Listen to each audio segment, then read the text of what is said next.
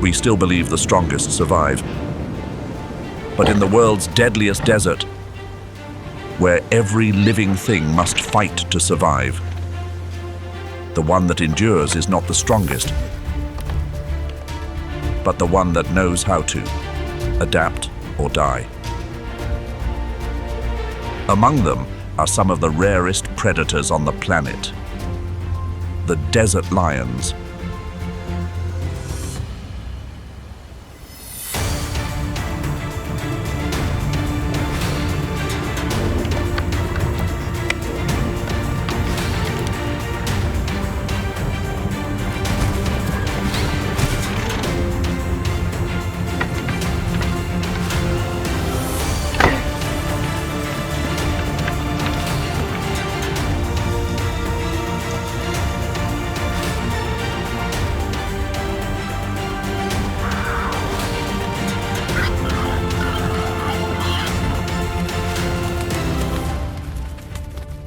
So how, in the end, did these animals survive in one of the harshest places on Earth?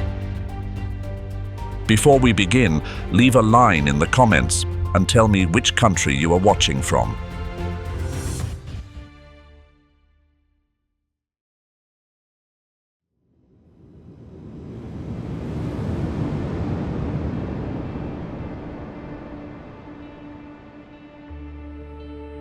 Namibia stretches nearly 2,000 kilometers along the southwestern coast of Africa. Each year, this land receives barely 20 millimeters of rain. By day, the sand can bake to 60 degrees Celsius. When night falls, the heat vanishes and temperatures drop close to freezing.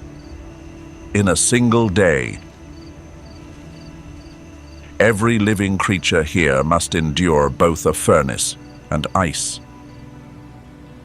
Red dunes rise more than 300 meters high, creeping forward little by little each day under the push of the trade winds.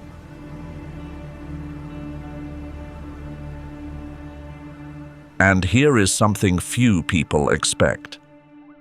The Namib is 55 million years old, while almost every other desert on Earth formed and disappeared with climate cycles. The Namib remained there, essentially unchanged. And yet, beneath that deathly surface, life still takes root in silence. Many decades ago, biologist Philip Stander once saw a lioness wandering along the beach, a sight that should not have existed.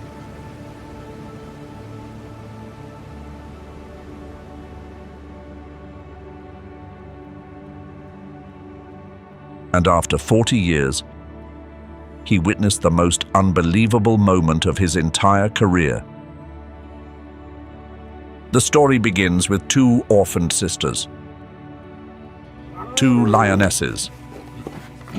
They are called Nara and Sena. They belong to a bloodline so rare it is almost legendary. The last desert lions. Across the planet, people believe only about 150 of them remain. They are so rare that each one wears a tracking collar, so it can be followed every day.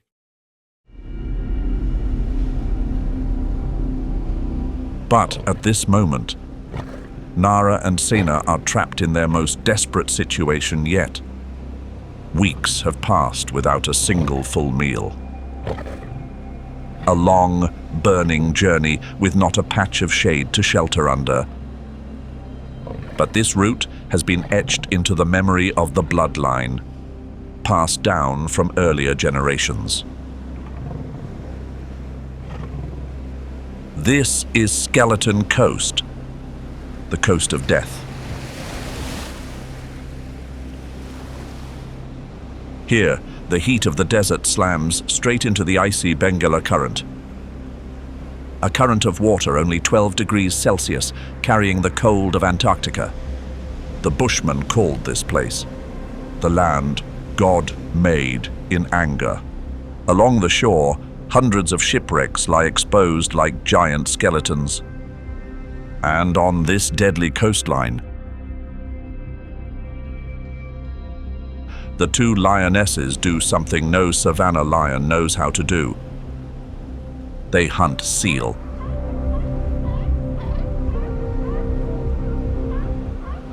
Their destination is Cape Cross, home to as many as 210,000 Cape fur seals, with a roar that carries for an entire kilometer.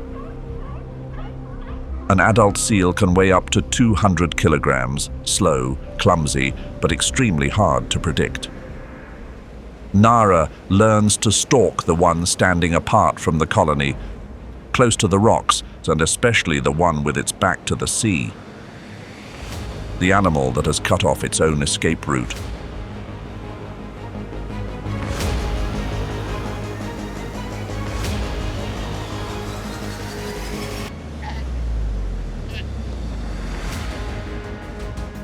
Eight seconds. The seal never reaches the water. It is a meal for the entire pride. The two lionesses call their cubs, for the first time tasting the flesh of an ocean creature, in a place where no lion should ever set foot. This is not the kind of lion we know from familiar footage. What stunned scientists was not only that they ate seal, but that they learned this technique in a place that does not belong to savanna lions.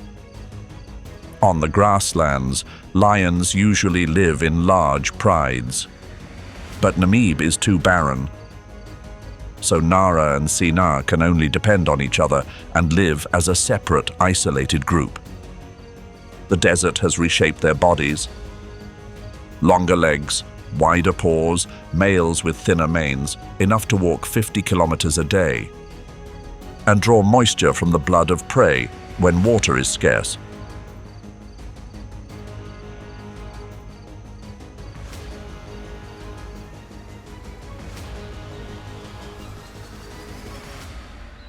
But the deepest change is not in the body. It is in the way they hunt. Instinct gives them only the urge to stalk, the urge to charge. But real technique, what to hunt, where to hunt, how to hunt, must all be learned. Cubs learn from their mothers through chases that look like nothing more than play, then pass those lessons on from one generation to the next. So what happens when a lion reaches a place where no generation has taught it how to hunt? That is exactly what happened on this coast. A study published in 2019 recorded the full story. Two orphaned lionesses taught themselves step by step. It began with coastal birds, cormorants and flamingos.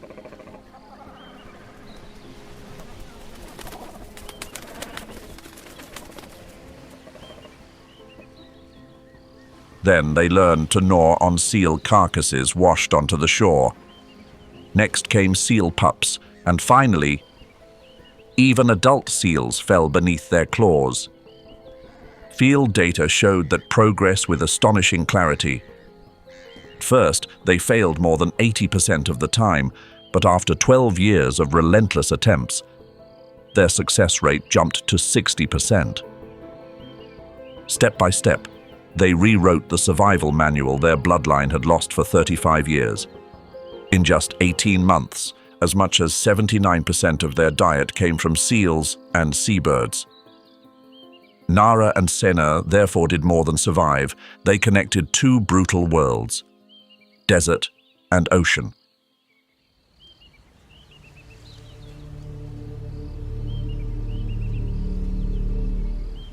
But Namibia's next lesson comes from creatures far smaller than lions. A beetle, only about 1 centimeter long. Its back is built from two alternating microscopic zones. A water-loving zone that attracts and holds each droplet of fog, and a water-repelling zone that pushes the water in one direction only, straight into its mouth. In just one morning, it can collect about 3 milliliters of water, gaining up to 40% of its body weight entirely from the air. Engineers have even copied this mechanism to create water harvesting systems for dry regions. That fog comes from the cold Benguela current offshore. In Namibia, rain almost does not exist. But fog is the lifeline.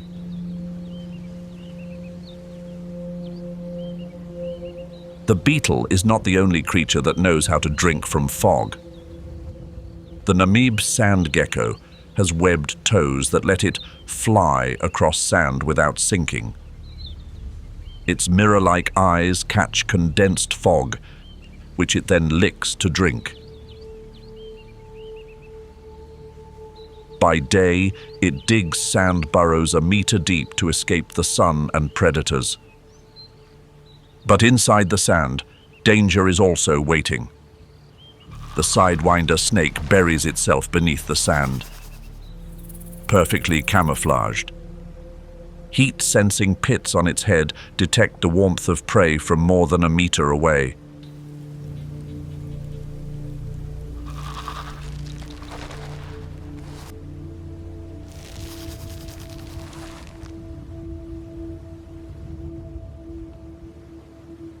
And the strike happens in just 1/10 of a second.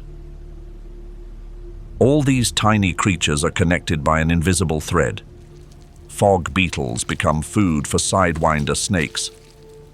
The shallow pits they dig trap organic matter and help grass grow. And that grass attracts oryx, a closed circle where no creature is meaningless.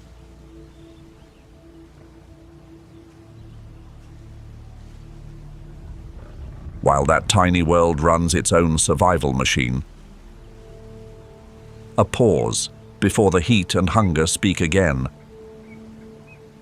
As the heat rises, Namibia turns into an open arena. Each species enters it with its own weapon. One runs, one hunts, one simply tries to survive one more day. The race between predator and prey has sharpened every muscle, every sense of the creatures on this land.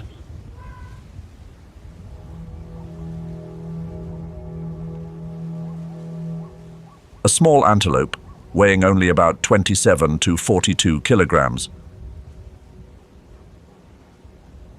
But when needed, it can burst past 80 kilometers per hour. And it keeps a strange skill, pronking, leaping up to 2 meters high and as far as 15 meters. That is not an act of fleeing. It is a direct message to the hunter. I have seen you. I am strong. Chasing me would be a waste. In that chaos, the hunter's eyes cannot lock onto a single target. Almost without needing water, springboks survive by drawing every drop of moisture from grasses and leaves where larger animals must leave. They are a foundation link for the entire land. The food source that sustains cheetah, leopard, lion, and African wild dog. Sharing that barren land is Hartmann's mountain zebra. The stripes on its back do more than confuse the eye. They form a living heat control system. White bands reflect sunlight, black bands absorb and shed heat, creating tiny air currents that run along the burning skin. But the real weapon of this zebra lies in its legs. When chased, they do not run onto open flats, but climb straight up steep rock faces where hard hooves let them grip, while the heavier hunter has to stop at the foot of the slope. Surviving here is not about running faster. It is about choosing the right battlefield.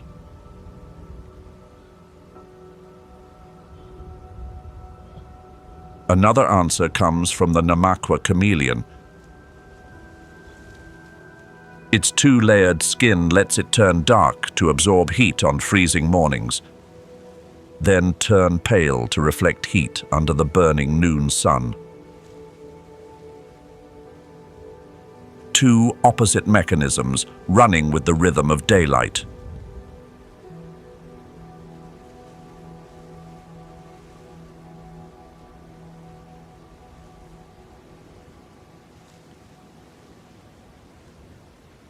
And yet, one creature still bets its entire fate on speed.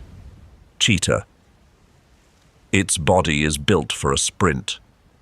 Light bones, large lungs, a flexible spine, a long tail used as a rudder, and black tear marks under the eyes that reduce glare. From a standstill, it surges to nearly 96 kilometers per hour in under 3 seconds, then reaches more than 100 kilometers per hour. But those fast twitch muscles can endure only 20 to 30 seconds, so each chase rarely exceeds 300 meters.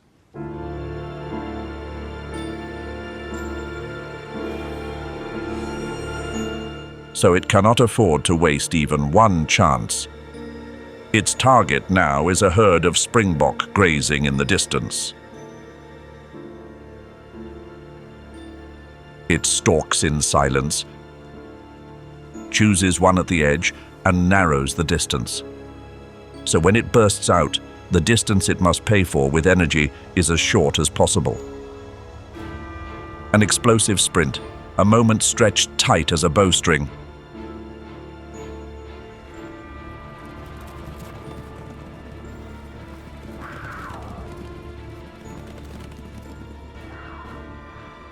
It has won. It needs 15 to 30 minutes just to recover. In that fragile moment, the scent of blood has spread on the wind. The larger animals begin to arrive. Lion, hyena. They do not need to sweat for the hunt. They only need to come and take it.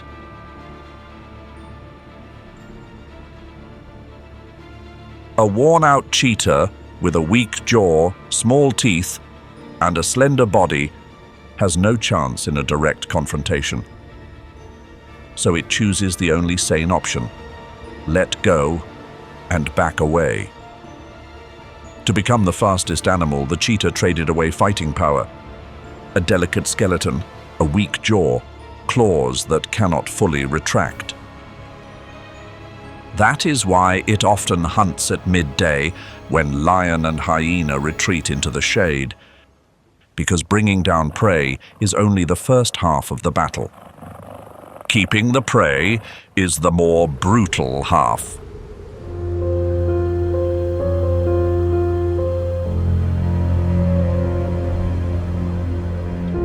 Ravenous with hunger, but absolutely patient. It has followed this oryx for a long time. But the oryx holds a card the hunter does not expect. The oryx is light-bodied, with hooves that spread wide, distributing its weight so it can glide over the sand. Nara is much heavier, and every step sinks deep, draining more strength. This failure was not due to clumsiness. It was written into the structure of the lion's body. Unlike the cheetah, lions are not built for long-distance races. Their top speed is only around 50 kilometers per hour, over a distance of less than 200 meters before body temperature reaches dangerous levels. Meanwhile, an oryx can run at 60 kilometers per hour continuously for 10 minutes. On the open desert, no lion can win that race. Lions are masters of stalking and ambush, not pursuit. Even when savanna lions surround prey as a full pride, a group hunt succeeds only about 1 time in 4, while a lone lion's success rate falls below 1 in 5. And Nara and Sina often have no pride behind them, while also carrying the burden of hungry cubs. Out of every 10 hunts by desert lions, about 9 end empty-handed. Every missed pounce not only loses a meal, but burns calories that are hard to replace. So patience in Namib is not a virtue, it is a survival strategy. And after every time like that, the cubs wear down a little more. An oryx, one of the lion's favorite prey. How does it escape so easily? The secret lies in the carotid retina. a network of tiny blood vessels that cools blood before it reaches the brain. Thanks to this mechanism, the oryx's body temperature can rise to 45 degrees Celsius, while the brain stays around 41 degrees Celsius, below the lethal threshold for most mammals. That is active heterothermy sharpened by Namib oryx over millions of years. It can live for weeks without drinking, drawing moisture from dry grass, succulents, and even the poisonous Euphorbia damarana. Oryx are not only good at enduring, they also know how to strike back. Their straight horns can reach nearly a meter, sharp as spears. Across savanna regions, each year people find lions dead beside an oryx that fought to the end. So the only realistic way to bring down an oryx is to separate it from the herd. That endurance turns the oryx into a pillar of the desert ecosystem. Wherever oryx can still endure, there the desert lion still has hope. That is also why, at the hottest hour, Nara and Sina retreat into the shade of a rock outcrop to rest, saving every drop of water for tomorrow.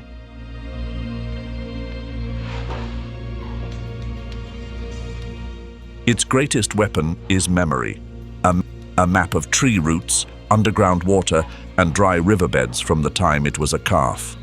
And oryx, wild birds, and jackal also come to drink.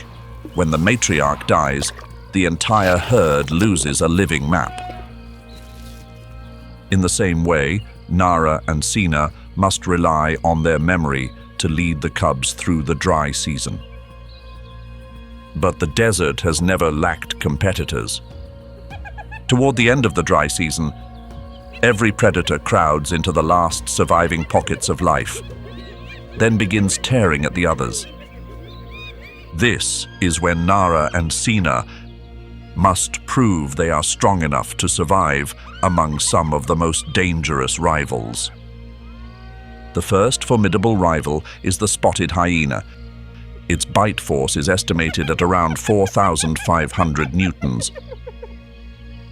Hyenas live in female-dominated clans, a rare matriarchal society that can reach up to 80 individuals.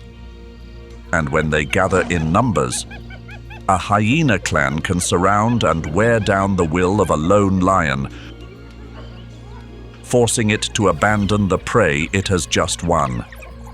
Next comes the African wild dog. They do not rely on the strength of any single individual, but on endurance and chilling coordination. The whole pack takes turns, forcing prey to run until it collapses. A long-distance pursuit with one of the highest success rates in the carnivore world. The pack is led by a dominant pair, and after a hunt, they even regurgitate food for those left behind to watch the young. Ironically, this gifted hunter is standing on the edge of extinction. Across the planet, only about 6,600 adults remain. The most effective predator turns out to be one of the most fragile.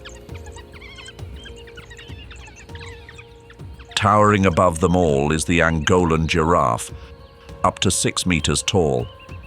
Its long neck lets it reach acacia canopies no other animal can touch, but that same neck becomes a fatal weakness when it bends down to drink. And yet the giraffe is not helpless. One backward kick from those pillar-like legs can shatter a skull and kill a lion on the spot. In the middle of this struggle, the leopard chooses a completely different way of life.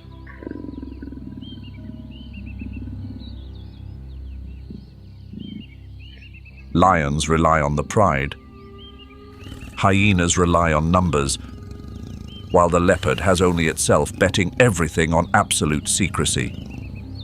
Its night vision is 6 times clearer than a human's, and its spotted coat becomes perfect camouflage under moonlight broken across the rocks.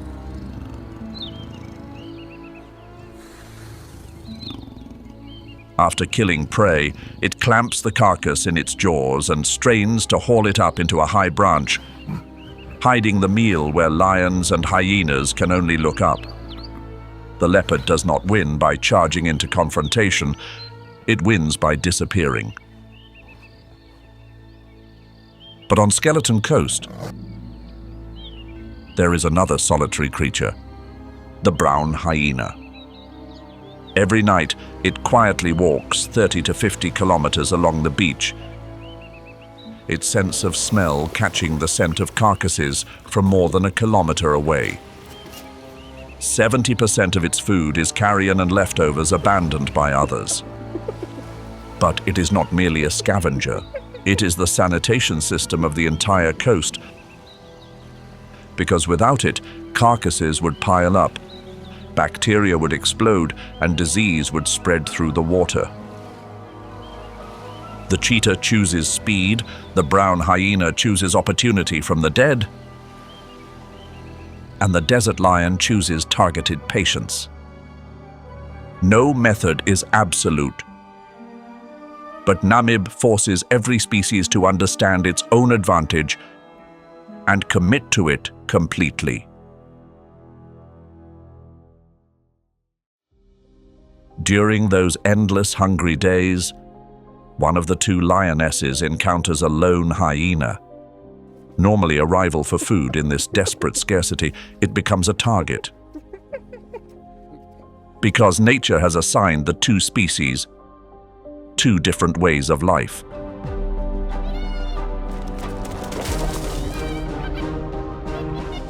Hyena is a long-distance runner, while lion is powerful only in short bursts. And Sina, at this moment, is hollowed out after weeks without enough food.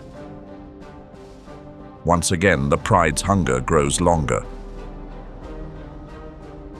The two lionesses have become visibly gaunt, and the cubs droop, with no strength left to play. In desperation, they turn to another prey animal, warthog. The warthog, which can weigh more than 100 kilograms, the burrow has only one entrance, so the hunter can attack from only one direction. And waiting there are tusks strong enough to rip open the belly of a careless lion. But Nara and Sina, seasoned in every trick, do not rush in recklessly. One keeps its attention fixed at the burrow entrance. The other waits in the blind spot.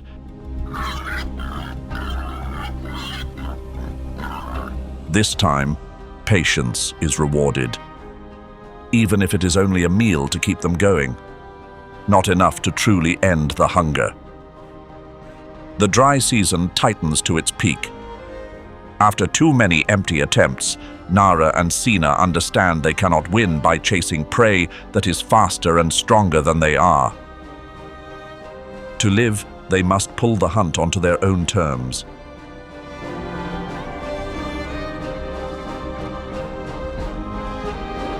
Deep in the desert, one place still clings to life. A hidden oasis, the most critical water source in the entire region. Within a radius of 70 kilometers, this is the only drinking point left. In the dry season, every road leads here. Strong or weak, hunter or prey, in the end, all must come to water. And that turns this place into both a source of life and the perfect trap. Because where prey gathers, hunters lie in wait. Nara and Sina have chosen exactly this place. On the open desert, desert lions cannot hunt by chasing, so ambushing at the waterhole is the only viable strategy. And to ambush effectively, they need time to observe. Each species comes to the waterhole on its own schedule, shifting its drinking time to avoid others and avoid predators. After many days of waiting, Nara has memorized it. Zebra come in the early morning, springbok at midday, and oryx in the late afternoon. Their weapon is not speed nor strength, but patience. The only thing that costs no energy. Desert lions go an average of 14 days between successful meals, And in an extreme dry season, that gap can stretch to 21 days. Their bodies have evolved to endure, but growing cubs need calories much more often. Ostrich arrives first, as usual. Its eyes are the largest of any land animal. 5 centimeters across, even larger than its own brain, able to detect movement from 3.5 kilometers away. An ostrich drinking calmly means there is no danger nearby serious enough to scare it. It has no idea Nara and Sena are lying still in the bushes, exactly 20 meters away. Their calls break out like alarm bells, a sign that large visitors are approaching. After the ostrich come them oryx. They reach the edge of the water, but even with throats burning from thirst, they hesitate. Somewhere in their instinct, they know where there is water, death may be waiting. And the 2 lionesses are waiting for one oryx to separate from the herd.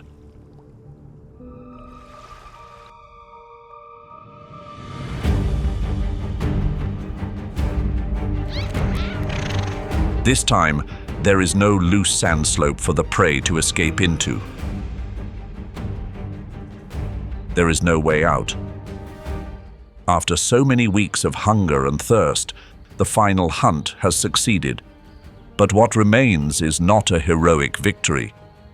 It has drained the last drop of strength, not only for itself, but for the children waiting.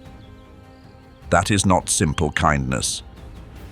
It is the survival strategy of an entire bloodline.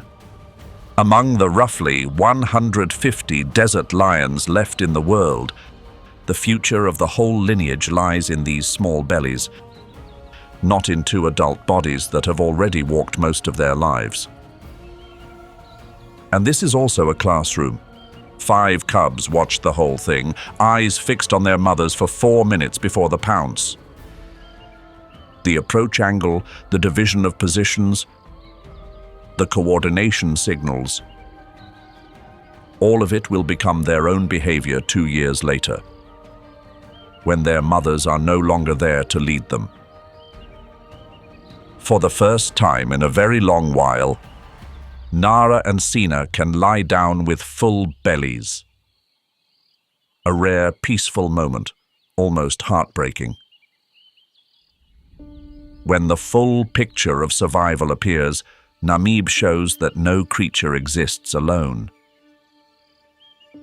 Fog beetles hold moisture in the sand. Moisture feeds grass. Grass feeds oryx. Oryx feeds lion. Elephants dig wells and the whole desert drinks. Break one link and the entire web can collapse. Humans and the last bloodline. But the most fragile link in Namib lies with humans. At one point, a lioness was shot by a livestock herder because she had killed a goat. Not because they were cruel, but because the livestock was the only wealth of the entire family. When conservation and livelihood collide directly, conservation usually loses. The way out is not fences or guns, but making lions valuable to the very people who live beside them. From that idea, a conservation program was born, with nearly 50 rangers recruited from the local Himba and Herero communities, people who warn farmers where lions are before conflict happens, not after loss has already occurred. Over more than 20 years, conflict between people and lions dropped by 70%. And the desert lion population slowly recovered to around 150 individuals today. And there is one creature in Namib that has survived for thousands of years with exactly 2 leaves. Namib asks every species the same question. With what you have, how will you live one more day? The fog beetle answers with a body tilted 45 degrees on top of a dune. The oryx answers with a cool brain inside a body heated to 45 degrees Celsius. Wildnature answers with 2 leaves and 2,000 years of patience. Nara and Sina answer with 12 days of waiting beside a waterhole. There is no single winning formula. There is only one rule: adapt or die. And it is that endurance that makes Namib extraordinary. They do not know they belong to the rarest population on Earth. They do not need to know. They only need to continue. Nara and Sina have survived one more turn of the survival battle.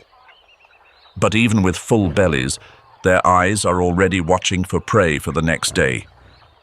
Because in Namib, victory is never permanent. Only the battle never stops. Throughout today's journey, we saw 2 lionesses win not through size or power, but through patience, not through the fastest legs, but through knowing when to wait. So, in your opinion, between strength and patience, which truly helps a living creature endure and go the distance? Leave a few thoughts in the comments, and I will read them and discuss them with you. Namib is not the only place on Earth that forces life to face a brutal survival problem. From the grasslands of East Africa to the depths of the Pacific, every ecosystem has its own answer. The same pressure: adapt in order to keep living. But each species chooses a completely different solution. It is not resting. It is reading every movement of the prey herd in the distance. Its pale golden coat blends into the color of dry grass, turning a predator weighing dozens of kilograms almost invisible. Male lions have manes and roars that can carry up to 8 kilometers, but most hunts within the pride are carried out by lionesses. The reason is not simple strength, but the ability to approach, coordinate, and judge. A lioness can run very fast, but she is still slower than many antelope she hunts. So she does not win through a long chase. She wins by making the prey run straight into a trap that has already been opened. The hunt is therefore no longer a speed race, but a geometric setup. Every hunt is a chess match, and the lioness wins by reading the prey's next move before it happens. The laugh of the spotted hyena has caused this species to be misunderstood for centuries. It is often seen as a cowardly scavenger, but in reality, more than 70% of its meals come from prey it hunts itself. The spotted hyena's strategy is not a burst of power over a few seconds, but endurance to the end. It can maintain high speed over many kilometers, forcing prey into exhaustion before delivering the final blow. Its jaws generate a powerful bite, strong enough to crush the bones many other carnivores leave behind. But the most frightening thing about the spotted hyena is not its teeth, it is its society. Spotted hyena clans operate under absolute matriarchy. Females dominate, and even the lowest-ranking female stands above the highest-ranking male. Each individual remembers calls, positions, alliances, and the roles of other members in the clan. The laugh is not meaningless sound. It is a form of social signal, able to carry information about size, location, and the condition of the animal calling. When a clan gathers in enough numbers, even lions must be cautious. Topi does not live by speed alone, though it is one of the fastest antelopes in East Africa. Its first weapon is organized vigilance. There is always one individual on duty in the herd. It stands on a tall termite mound, stops eating, stops resting, and scans the entire grassland with eyes highly sensitive to movement. From that higher position, danger is detected before the hunter can close the distance. The topee has a body about 1.7 meters long, weighs up to 65 kilograms, and has a dark brown coat with an iridescent blue-purple sheen on the shoulders and thighs. When the alarm signal sounds, the whole herd bursts away like a wave. At that moment, speed is no longer an individual advantage, but a collective response. But on Serengeti, the failure of this hunter may open the door for another hunter's chance. East Africans call the Cape buffalo Black Death. That name comes from a simple truth. When threatened, it does not only run, it can turn back and counterattack. An adult can weigh nearly 900 kilograms. Its curved horns fuse into a solid shield of bone called the boss.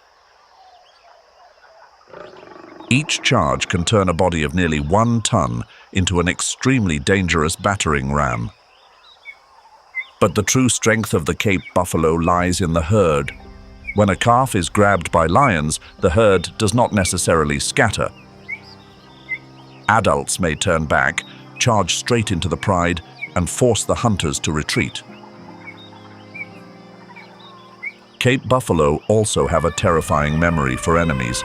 A lion that once attacked the herd can be chased days later. Here, prey does not only defend itself, sometimes it turns itself into the danger. Amid speed, blood, horns, and claws, Serengeti still leaves room for a completely different moment. That is not random movement, but a survival ritual. That dance is how they choose a mate. 2 birds face each other, circle, leap, then freeze, as if testing their harmony. After that ritual comes a long bond, often lasting through many dry and rainy seasons. The call of the gray-crowned crane carries for many kilometers. Low and high notes alternate like a duet across the grassland. In Serengeti, beauty can also be a strategy for continuing the species. Leaving the grasslands, we descend into a world with almost no light. At that depth, pressure can crush any body not designed to withstand it. Yet there lives the largest creature ever to exist on Earth, the blue whale. A blue whale is more than 30 meters long and can weigh over 180 tons. Its heart weighs roughly 80 to 120 kilograms, large enough to be hard for humans to imagine intuitively. But size is not its most important weapon. The blue whale's weapon is sound. It produces low-frequency sound waves that can travel hundreds of kilometers through the ocean. In a world without light, sound becomes compass, map, and mating call. A single call can travel very far, bending with the shape of the seafloor and different layers of water. As an adult, the blue whale has almost no natural predators.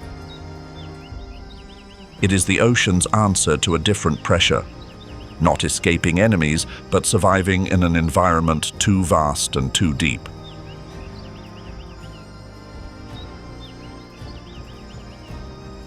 The whale shark is the largest fish on Earth. It can average around 12 meters long, while the largest recorded individuals can approach 18 meters.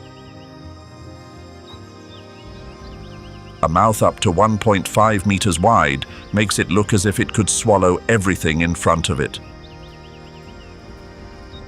But that is exactly the paradox. Inside that enormous mouth are thousands of tiny teeth, almost unused for biting.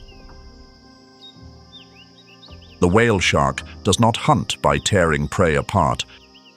It lives like a giant filter machine.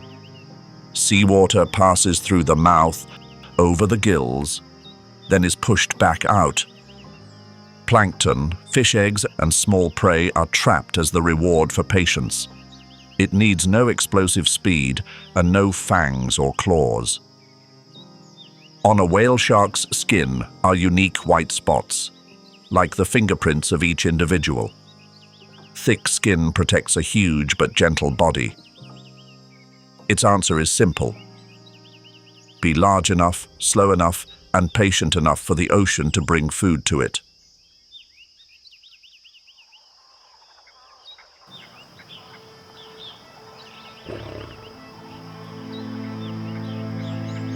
Serengeti.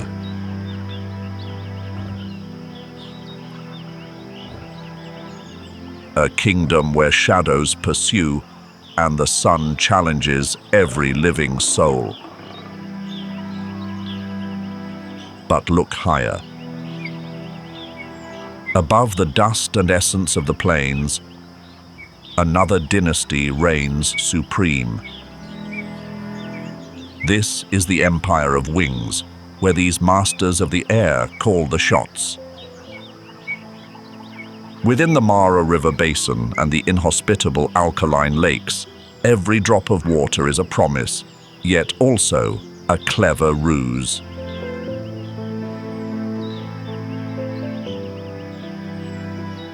African fish eagle. An emperor dressed in a uniform of sharp contrast between the snowy white of the head and neck and the deep chocolate of his body. He does not merely observe, he is presiding over a court upon the water. His piercing call, cutting through the air, is the voice of Africa, a firm declaration of sovereignty echoing throughout the valleys. Yet he possesses more than just a voice. He is a precision instrument.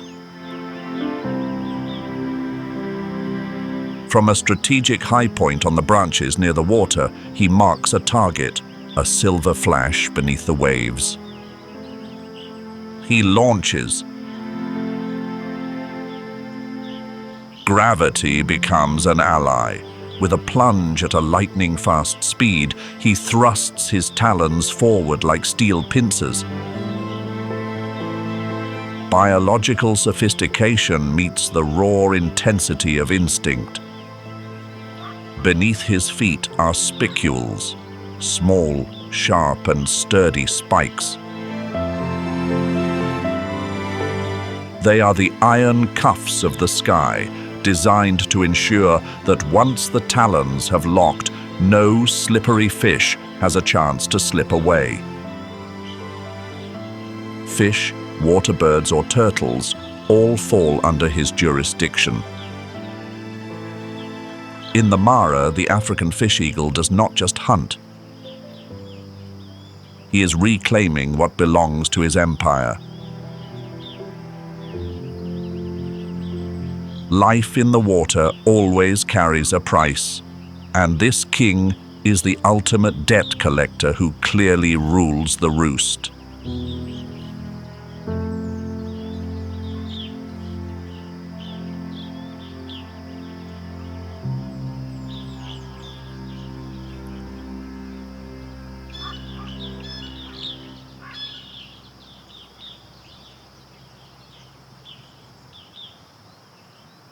Moving away from the rushing waters of the Mara, the journey leads to another challenging landscape, Lake Magadi. Here, the ground is parched and the highly alkaline water can sting the skin of any predator.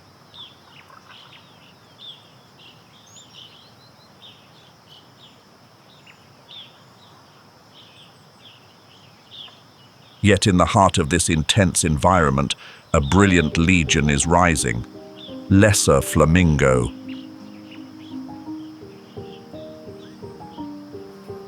They are the smallest of their kind, yet they display the most intense shades. A deep, concentrated pink, as if they have absorbed the very essence of the sunset.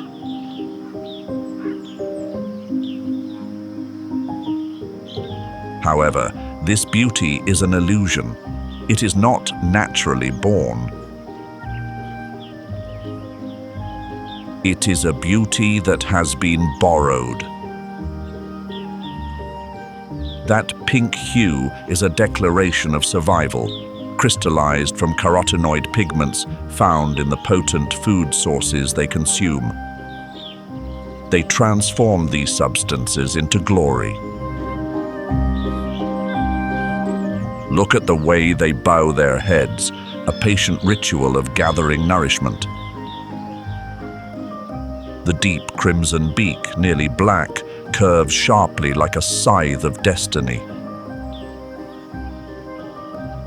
Within that curve lies a complex filtration system, a marvel of evolution that helps them separate spirulina and cyanobacteria from the unwelcoming water.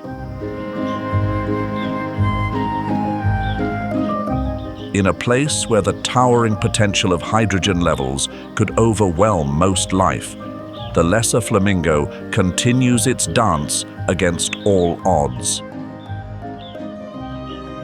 They are the alchemists of the savanna, defying extreme conditions to turn a harsh lake into a fiery paradise.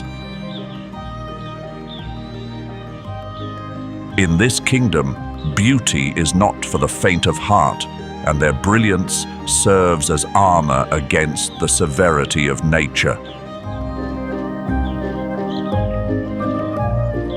Yet in a world of wild sounds, silence sometimes carries the ultimate power. Look toward the shallow waters where a towering figure stands guard. The saddle-billed stork. A giant reaching a height of 1.5 meters, standing firm like a prehistoric sentinel. It wears a black and white uniform of chilling contrast, but the highlight of this specialist lies in its massive bill. A masterpiece of intimidation. Vibrant red and jet black blend together, and resting atop the base of the bill is a brilliant yellow saddle, a regal mask for a heart of stone.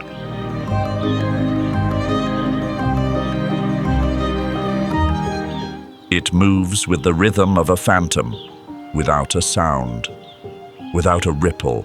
Keen, cold eyes watch every tiny movement hidden beneath the mud. And then the strike is delivered.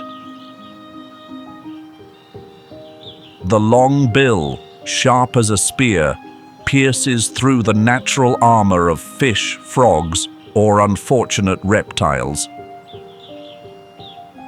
A final resolution carried out with absolute precision. The most striking part? Those it pursues will never hear it let out a cry. The saddle-billed stork is a silent spirit of the savanna, a creature that lacks a voice box in exchange for the quietude of a professional hunter. Instead of a song, it communicates through the sounds of a life cycle concluding. A dry, cold clattering of the bill echoes through the stillness, a staccato of bone against bone. No words are needed, no shouts are required. In the realm of predators, the silence of the saddle-billed stork is the final verdict for any soul that happens to cross its path.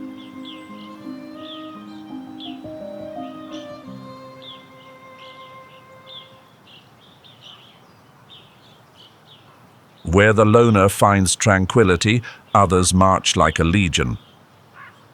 Great white pelican.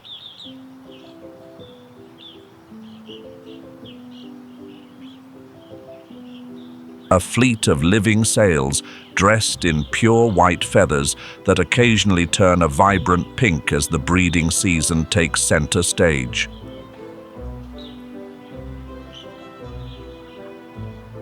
A massive presence that fills the lake, but do not let that somewhat heavy appearance fool you. They are masters of encirclement tactics. This is not a simple search, it is a full-scale blockade. They move as a unified front, a phalanx of feathers.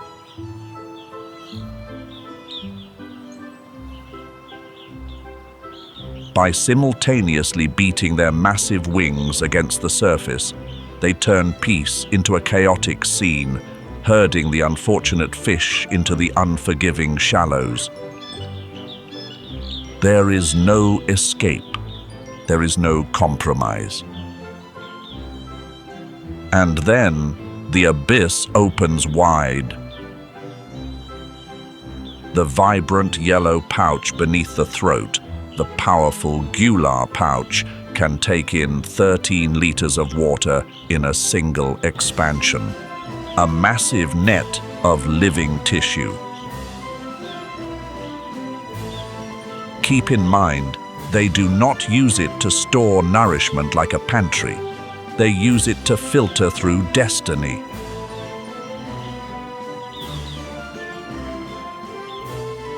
An immense pressure is created to squeeze the water out, casting aside the river's extras and leaving only the desperate silver pulse of the catch before it is embraced by the darkness of the esophagus.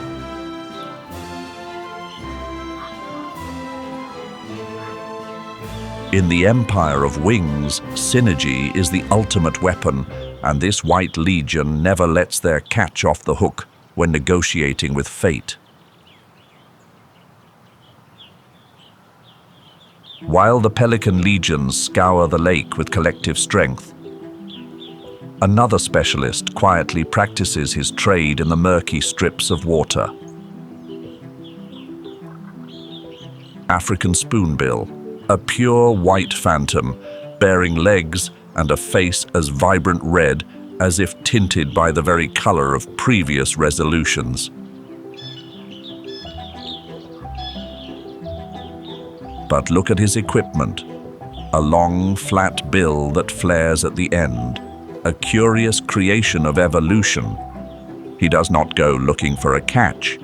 He is scanning destiny.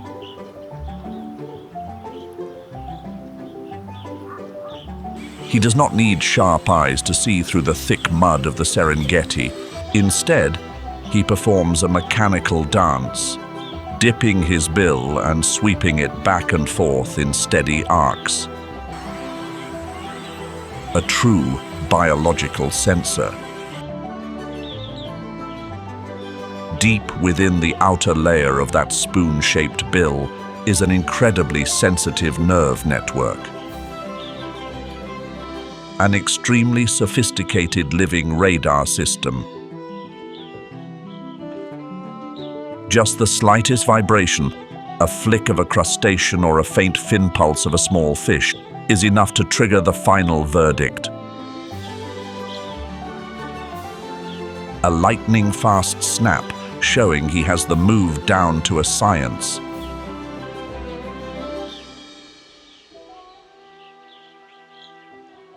In the Empire of Wings, the final moment does not necessarily come from a sharp gaze.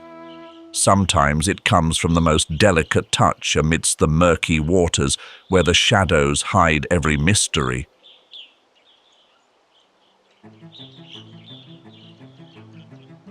But not every king of the waters needs a massive frame to command respect. Sometimes the most potent threats hide within the smallest forms, proving that good things come in small packages.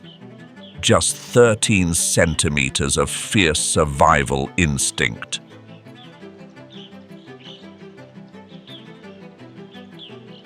Malachite kingfisher, a living gem carved from precious stones and fire.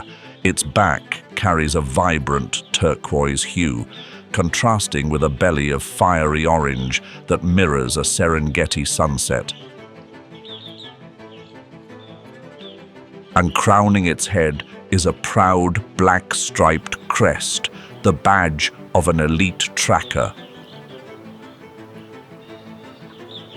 It stands there, motionless, a statue of patience perched upon a dry riverbank branch. It does not move. It does not breathe. It waits for a single ripple, a sign of activity beneath the surface. But the water's surface is a master of deception. It bends the light, distorting the position of the prize to conceal the truth.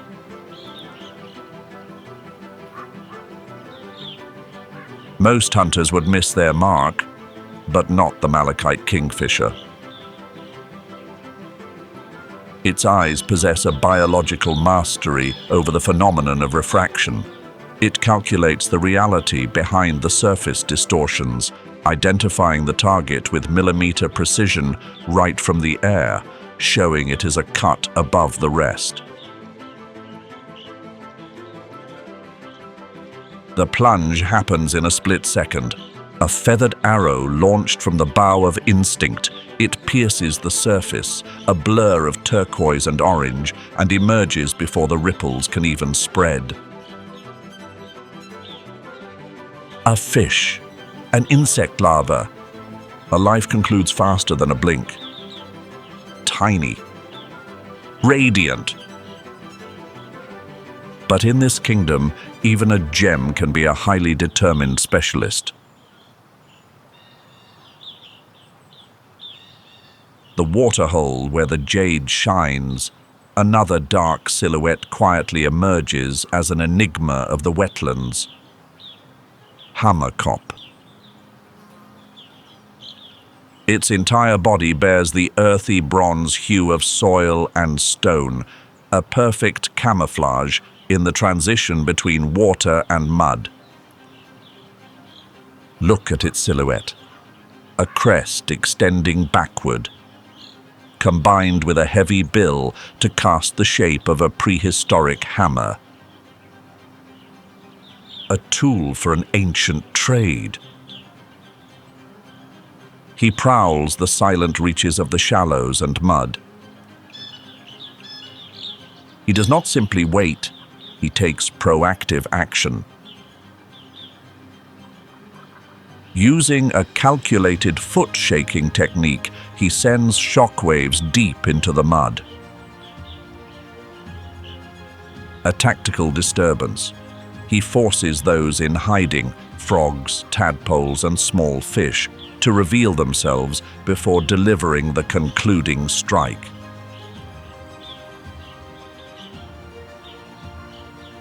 However, the true authority of the hammerkop lies not in the pursuit, but in the monuments he leaves behind.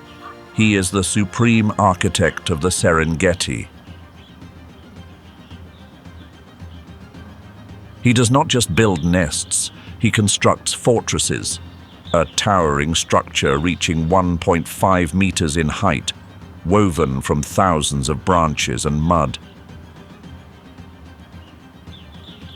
An incredibly sturdy engineering masterpiece, it is truly built to last, strong enough to support the weight of a full-grown adult without budging.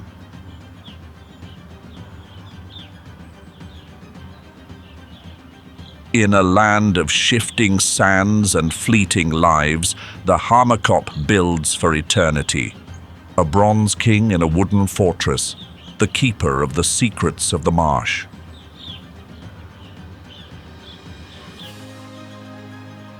While the hammerkop builds sturdy fortresses, another challenger defies the laws of gravity right on the surface of the water. African jacana. A vibrant chestnut figure, elegant with a white neck and blue-gray bill, glides through floating vegetation like a marshland illusion. But its secret lies not in its plumage, but in its feet. A marvel of evolutionary design. Toes of an improbable length, delicate yet possessing great strength. They are more than just feet. They are sophisticated instruments for weight distribution. With an expansive stride, the African jacana turns fragile lily pads into a stable pathway, allowing it to calmly walk across water where any other would be overtaken by the deep. It prowls and seeks out insects and invertebrates right on the ceiling of the aquatic world. But within jacana society, the reversal of roles goes beyond just their footsteps. This is an empire of queens. Polyandry, the practice of having multiple male partners, a departure from the usual standards of the savannah. Here, the female is the supreme ruler, commanding the territory and overseeing a harem of her own, clearly proving she wears the pants. After placing her eggs, the sovereign departs for new horizons, leaving her loyal subjects, the males, to handle the duty of incubation and raising the next generation on their own.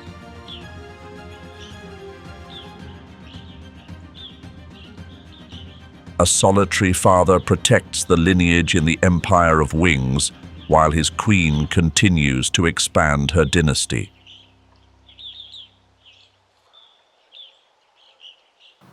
But where the brilliant light of the Serengeti becomes unreliable, a master of cunning transforms shadows into a final gift. Black heron. A monochrome silhouette cast from lead and ash. Lacking brilliance and flair, it prowls like a quiet presence within the shallows. He does not chase his catch, he invites them into the great beyond. Observe the dance of the shadows, the canopy feeding technique. With a deliberate and calculated motion, he spreads his wings wide, forming a perfect circle around his head. The umbrella of the night appears. This is a masterpiece of deception. That umbrella is not just an optical tool that eliminates the blinding glare of reflections, allowing the seeker's eyes to see through every truth hidden beneath the murky surface. It is also a clever psychological maneuver. Amidst vast waters filled with uncertainty, shadows are often seen as a sanctuary. The small fish seek out this dark nook as a final refuge, falling for it hook, line, and sinker as a peaceful haven amidst the surrounding turmoil.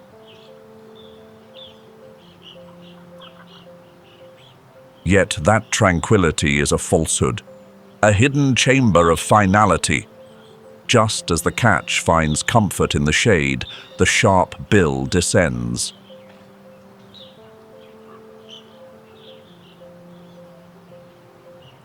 In the Empire of Wings, sometimes the place that appears most secure is where the end waits with a smile. The shadows do not save them. They only veil the conclusion of their journey.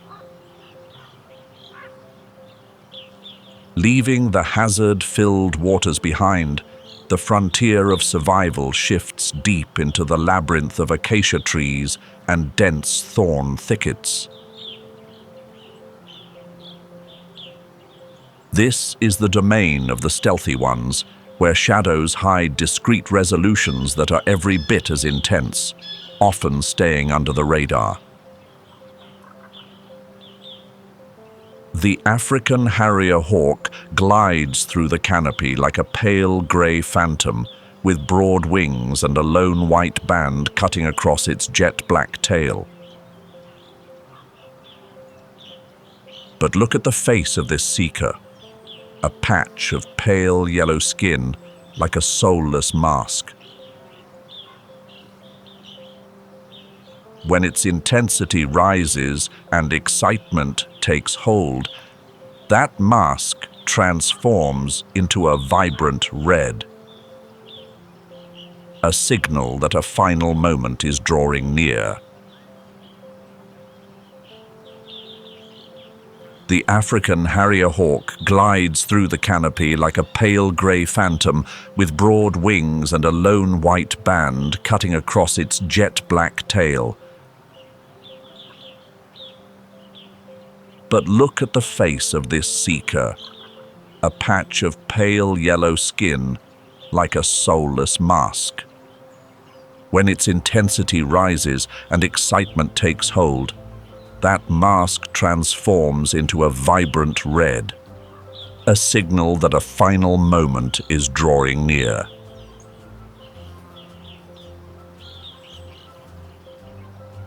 As the sun-drenched kingdom fades into the shadows, the daytime rulers step aside, handing the throne to a different entity. A phantom takes command at the pinnacle of the night, Varro's eagle owl. A giant carrying the weight of 3 kilograms of muscle and raw intensity. He is dressed in pale grey plumage with tiny speckles, turning his massive frame into a part of the dim moonlight. That signature facial disc is more than a mask. It is a sophisticated sound-receiving device, scanning for even the slightest heartbeat hiding beneath the canopy.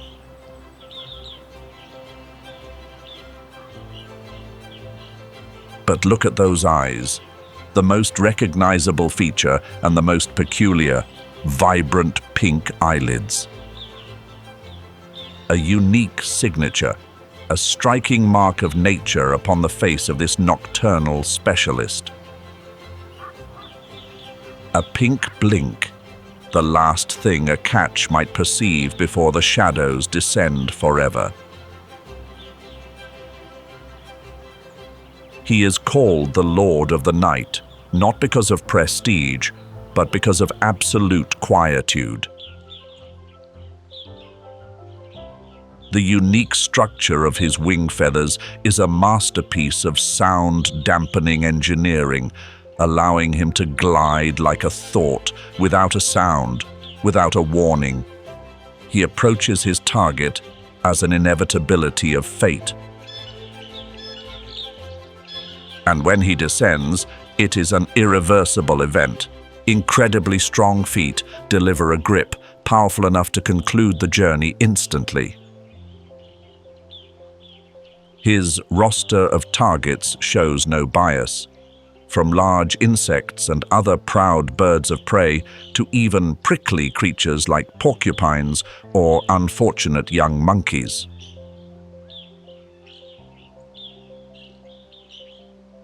In the woodland kingdom, when the sun retires, Varro's eagle owl is the definition of profound awe. A silent seeker, a sovereign with pink eyelids, he rewrites the rules in the dead of night with feet of iron.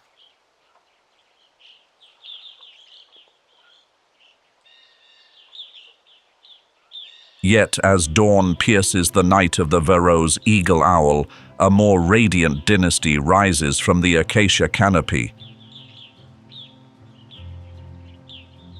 An entity draped in the colors of dreams, yet possessing the instincts of a seasoned warrior. The lilac-breasted roller.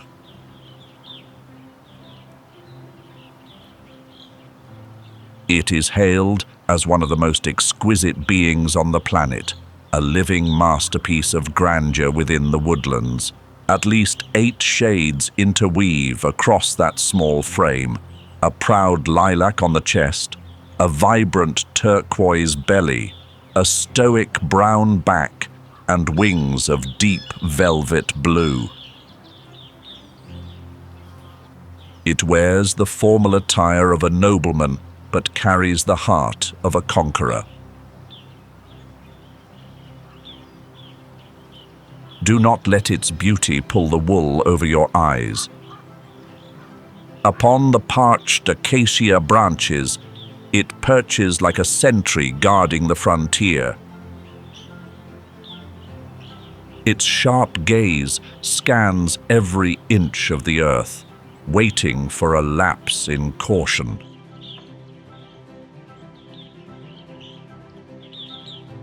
When an insect, a small reptile, or even a mouse moves below, this noble figure sheds its refined grace.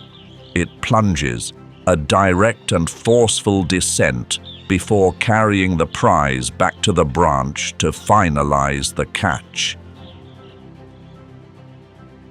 And then, pride reaches its peak in a grand exhibition of the self. The name roller is not a coincidence, it is a declaration of aerial dominance. To attract attention, the male launches itself high, defying the pull of gravity before diving in a dramatic spiral. It tumbles, rolling through the air, paired with resonant calls to announce its arrival. In this kingdom, beauty is not simply for admiration. It is a subtle weapon. It is a display of true might. The lilac-breasted roller stands as proof. Even in the world of stern survival, flash and flare are still part of the struggle for the crown. Yet, if the lilac-breasted roller is the embodiment of extravagance, then deep within the thorn bushes, another class is quietly building an empire of meticulous detail. These are devoted laborers in a world of hunters. Smaller sparrows, yet weaver birds carry the ambition of master architects, and their skills are second to none.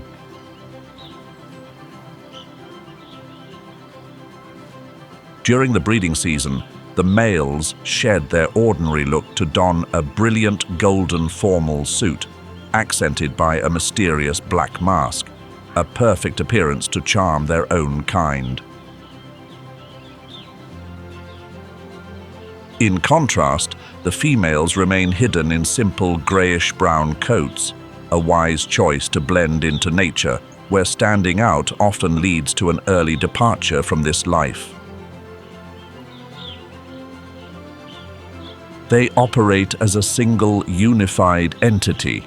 Large flocks descend to the ground, sweeping through the thickets to harvest seeds and insects. Within their vast numbers, they find safety. But the true arena for weaver birds does not lie on the ground. It resides high above. Beneath the shadow of sharp acacia branches, an engineering marvel begins to reveal itself. These are the most talented engineers of the avian world. With no blueprints and no tools, using only beaks and feet, they begin the journey of weaving life together. Each blade of grass and every leaf is knotted and intricately interlaced to form pouch-shaped nests suspended in mid-air.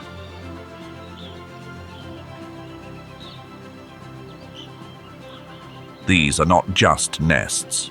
These are strategic fortresses.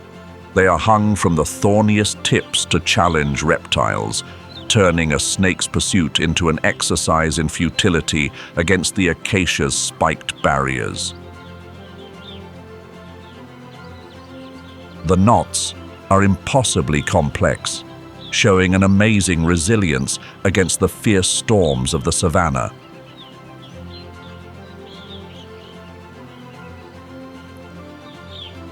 In a kingdom of sharp fangs and claws, the legacy of weaver birds is maintained not through force, but through persistence and the tightest bonds in nature. Leaving the thorny labyrinths of the woodlands, the journey of survival leads us into the grand theater of the savanna plains. A boundless space with no room for concealment, where standing out is part and parcel of life under the gaze of the horizon. Here, the giants reign supreme. A living legacy from prehistoric times, the largest and heaviest bird still walking this planet. Common ostriches aren't merely birds. They are the mobile fortresses of the savanna. Look at the class division in this dynasty. The males wear a contrasting black and white uniform with great pride, while the females choose the brownish-gray hue of the earth. A perfect camouflage to blend into the parched grasslands. In a world of elite seekers, the common ostrich possesses a high-tech warning system. Its eyes, with a diameter of 5 centimeters, larger than the brain inside its skull, are powerful lenses. It senses a final sunset when a foe is still a faint ghost on the far horizon. If the sky refused them the right to fly, the ground compensated with a primal power. Long legs, rippling with muscle, and featuring only 2 toes on each foot, a perfect design for speed. This is the king of high-stakes sprints, one who can tear through the savanna mist at a speed of 70 kilometers per hour. A kick from those legs carries enough power to hasten the departure of a leopard in the blink of an eye. But to sustain such a massive body, it must accept a stern diet. A true omnivore, it scours for everything from seeds and plants to unfortunate lizards or insects. Lacking teeth to grind, the common ostrich turns to a strange ally, pebbles. They swallow stones into their gizzards, using those biological mills to break everything down into the fuel of life. In the infinite space of the Serengeti, the common ostrich stands as a monument to perseverance. A flightless giant that dominates the land with the eyes of a prophet and the legs of a storm, proving it is head and shoulders above the rest. The Himalayas, a wall of ice stretching 2,400 kilometers, dividing the Indian subcontinent and the Tibetan plateau. The land dubbed the third pole of the earth. In Sanskrit, Himalaya is the kingdom of snow. To millions of Hindus, these peaks are the sanctuary of Lord Shiva. To the Tibetans, Everest is Chomolungma, the holy mother of the cosmos. The Himalaya stands as a great water tower, the lifeblood for nearly 2 billion souls. According to the latest 2025 reports from the Global Alpine Surveillance Coalition, the ice is vanishing at a record pace. The boundary between endurance and extinction for both beast and man has never been more fragile. At an altitude above 4,000 meters, oxygen levels drop to only 60% compared to sea level. The cold of -40 degrees Celsius seems to reject all life. But in that unforgiving frozen land, the most resilient warriors rise.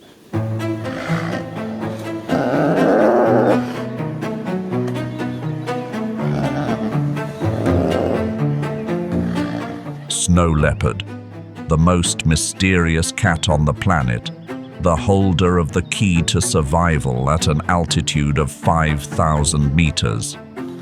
Talented architects living in the penthouse of the roof of the world, Everest. The snow leopard possesses an unusually wide nasal cavity. This is a natural air heating system, warming the sub-zero air currents before they reach the lungs. The sudden high amount of hemoglobin in the blood allows them to transport oxygen efficiently in the suffocatingly thin atmosphere. The snow leopard silently glides across the porous snow thanks to wide pores. Thick, fleshy pads help disperse the body weight of 45 kilograms, helping them not to sink. Amidst the treacherous cliffs, they move confidently with leaps spanning up to 15 meters. The hind legs are longer than the front legs, containing muscle bundles bursting with power, reaching 6 times the body length.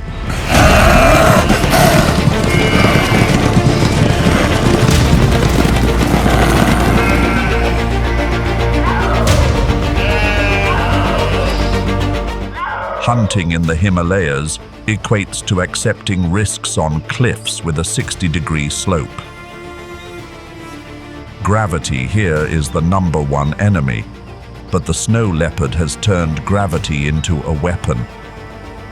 Their shoulder bone structure and rib cage have evolved to endure tremendous impacts.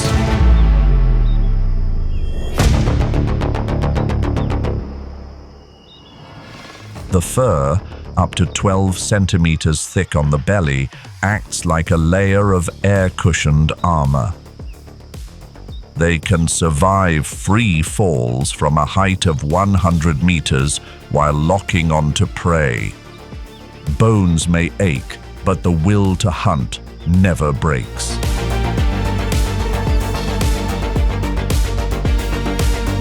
Amidst the frigid territory submerged in the sound of whistling winds, a roar is unnecessary. The larynx of the snow leopard lacks the elastic cushioning layer, making them unable to emit a powerful roar like lions or tigers. Instead, they emit a gentle pruston sound.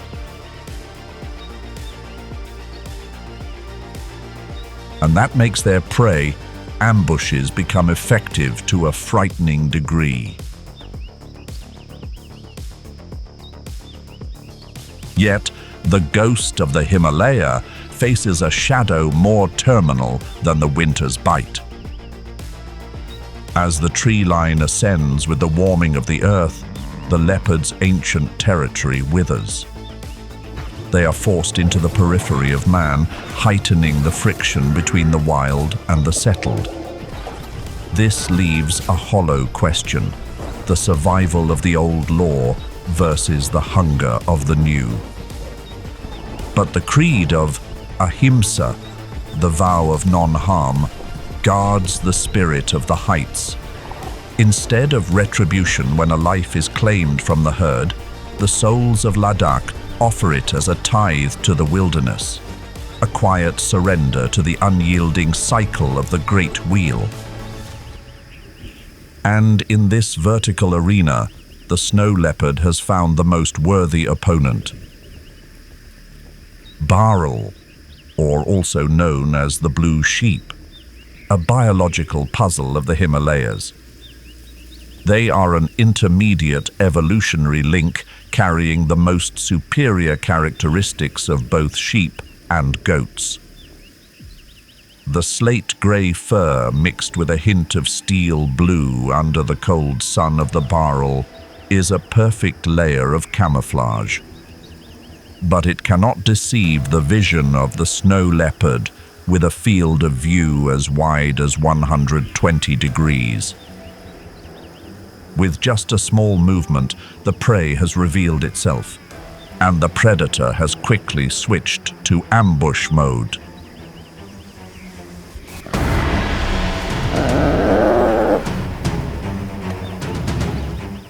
The Bharal adheres to an immutable principle of survival.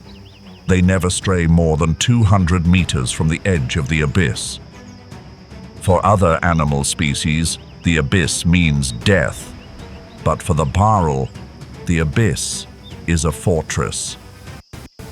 The hooves of the Bharal are an engineering masterpiece.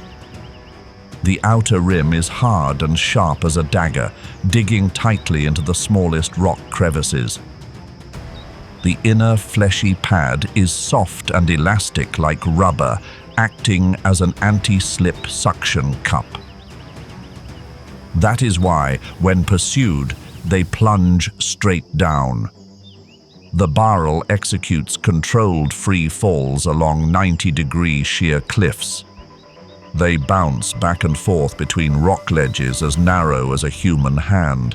This tactic cuts off any pursuit by wolves or bears. But the snow leopard is no wolf. Today, the hunter has breached the 200-meter safety rule. An unimaginable chase erupts on the cliff face.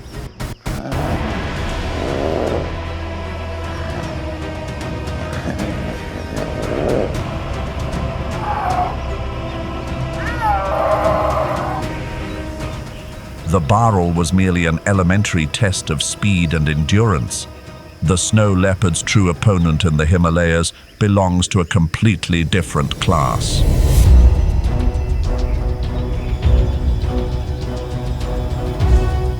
Markhor. They are the largest wild goat species on the planet. An adult male is a mass of muscle weighing up to 110 kilograms. They possess magnificent spiral horns that can reach 1.6 meters in length, resembling a crown for the king of goats. The Markhor's regality is clearly displayed in its feeding habits. They reject the low-lying grasses. Their ability to balance on precipitous cliffs allows them to stand upright on their hind legs on fragile branches, reaching up to 2 meters high to pluck young oak leaves that no other species can touch. But that tranquility is shattered when the cold winds of early winter signal the arrival of the breeding season. Exploding testosterone levels transform stoic males into frenzied gladiators. Narrow cliffs become bloody arenas for a civil war over the right to propagate the lineage. Their horns become the primary weapon to shove opponents into the abyss. The victor will claim every female in the area. Breeding rights are secured. The loser, if lucky enough to survive, will be banished, waiting for a chance at redemption next year. The noise from the Markhor's civil war is an invitation to death. The snow leopard has been observing the battle for a long time. Using the sound of the duel to mask its footsteps, the Himalayan phantom closes in. When the distance is only 10 meters, it activates the attack. The two Markhors are startled and separate. The battle for royalty immediately turns into a race for life.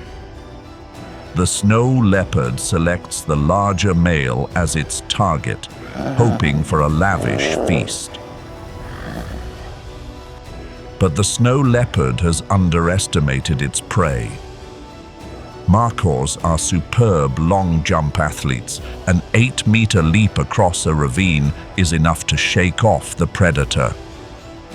The snow leopard can jump farther than the Markhor, but the energy cost it must pay is immense.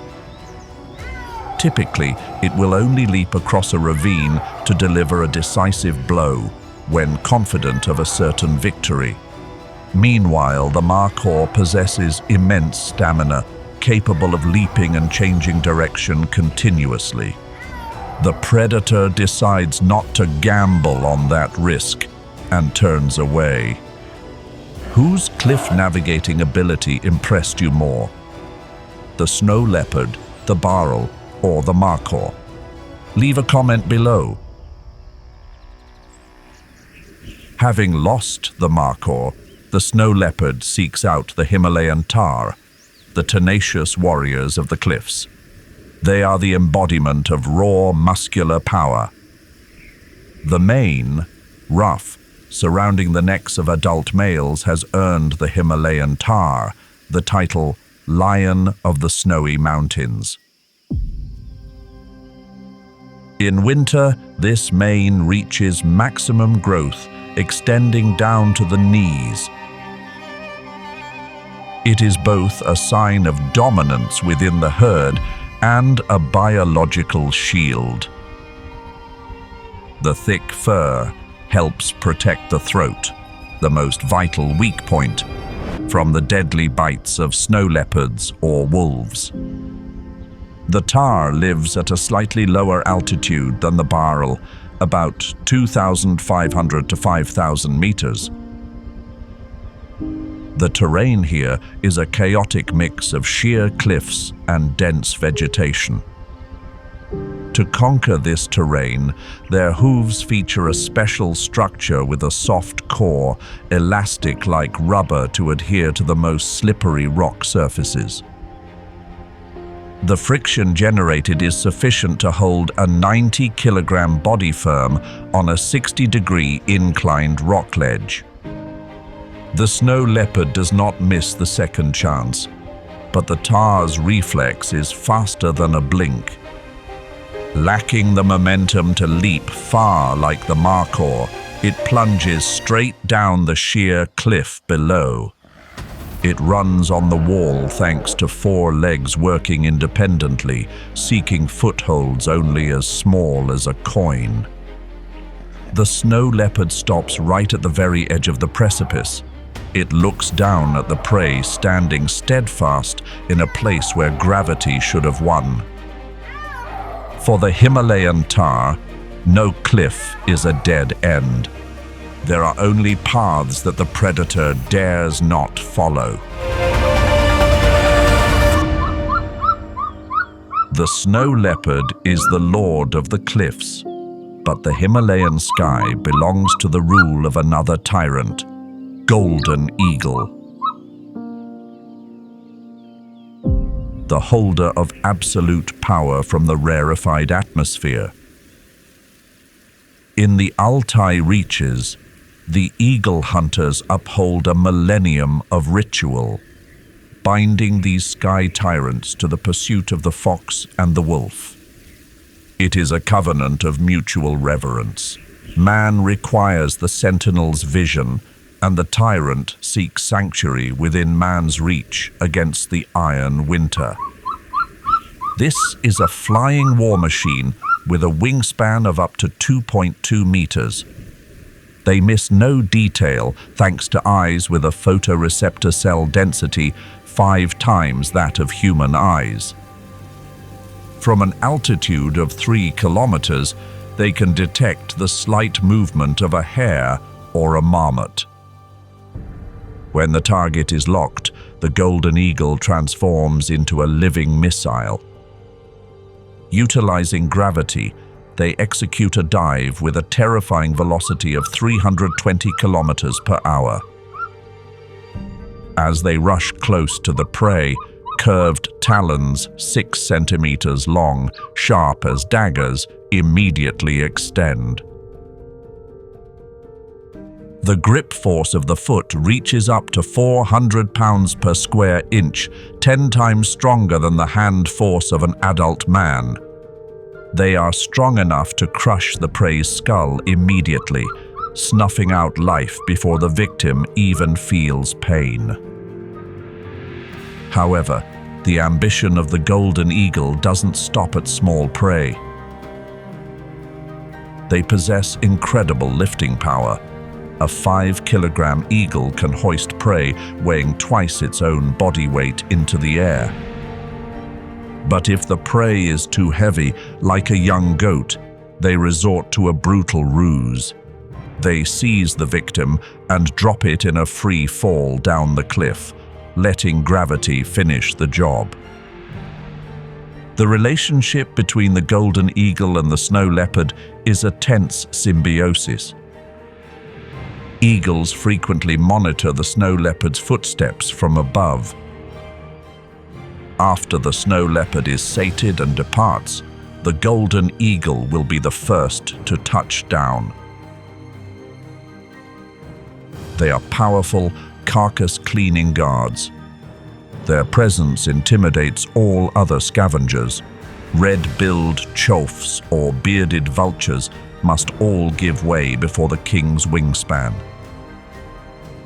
In the Himalayas, nothing is wasted, and the death of one is life for another.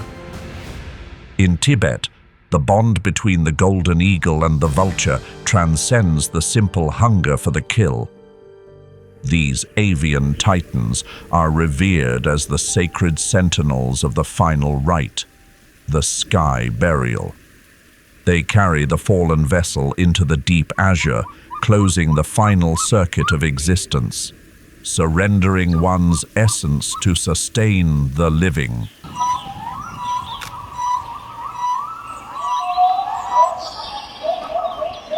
The golden eagle rules the skies with wings of steel. The snow leopard governs the cliffs with proud solitude. But beneath the cold scree valleys, another force is rising, dhole. They are small creatures, weighing only 12 to 20 kilograms on average. They are completely outmatched in the brutal food chain of the high mountains. A solitary dhole is merely a weak shadow before the snow leopard's power. Even stray pups often become dessert for golden eagles diving from above. But the dhole possesses a biological weapon that helps them reverse every rule of size. Absolute unity. They operate like a superorganism. A dhole pack or clan can gather 10 to 30 members. When united, they become a red torrent, sweeping away every obstacle. They use high-frequency whistles to coordinate tactics in dense forests or complex rocky terrain. This sound pierces through the whistling winds of the Himalayas, keeping the hunting formation tightly knit. The dhole's tactic relies on terrifying endurance, like snow leopards or bears. The dhole's consumption speed is a biological record. A dhole pack can cleanly process a mountain goat carcass weighing 50 kilograms in just 15 minutes.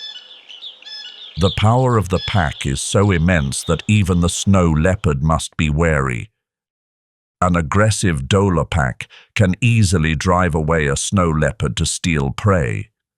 The solitary king of the cliffs is forced to yield to the power of numbers. The dhole is proof that in the Himalayas, discipline and unity are the true keys to dominance.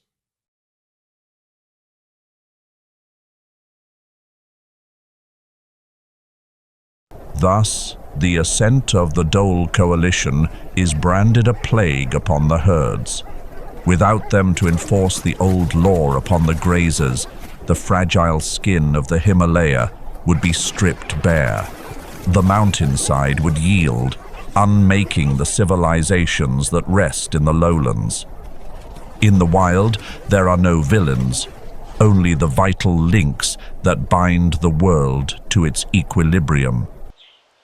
Even the leopard, the brother of the snow leopard, must be wary of the dhole pack's aggression. A leopard weighing 60 kilograms possesses superior strength compared to a 15-kilogram wolf. But when the ratio is 1:20, the scales of death immediately tip in favor of the pack. The leopard is often forced to abandon the prey it struggled to hunt, to retreat up a tree. Losing a meal is better than receiving an infected wound from the dhole's flesh-slicing teeth.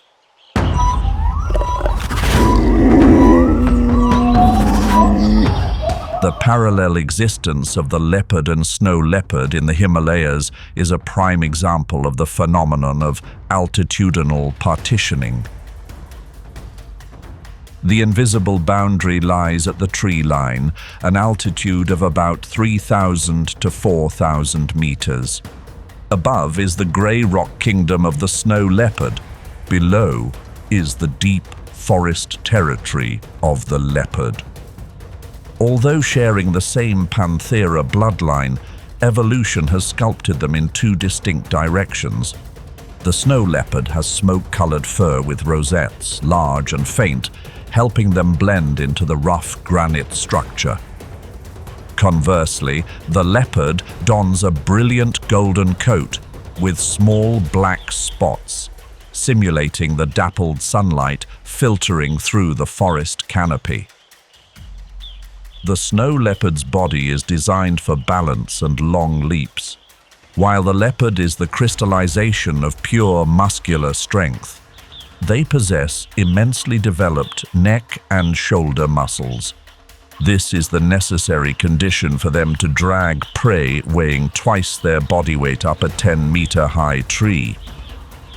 That is the high-altitude pantry tactic. At this ecological border, climbing is the only way to keep food in the mouths of predators. Leopard and snow leopard, which species impressed you more? Please leave your choice in the comment section.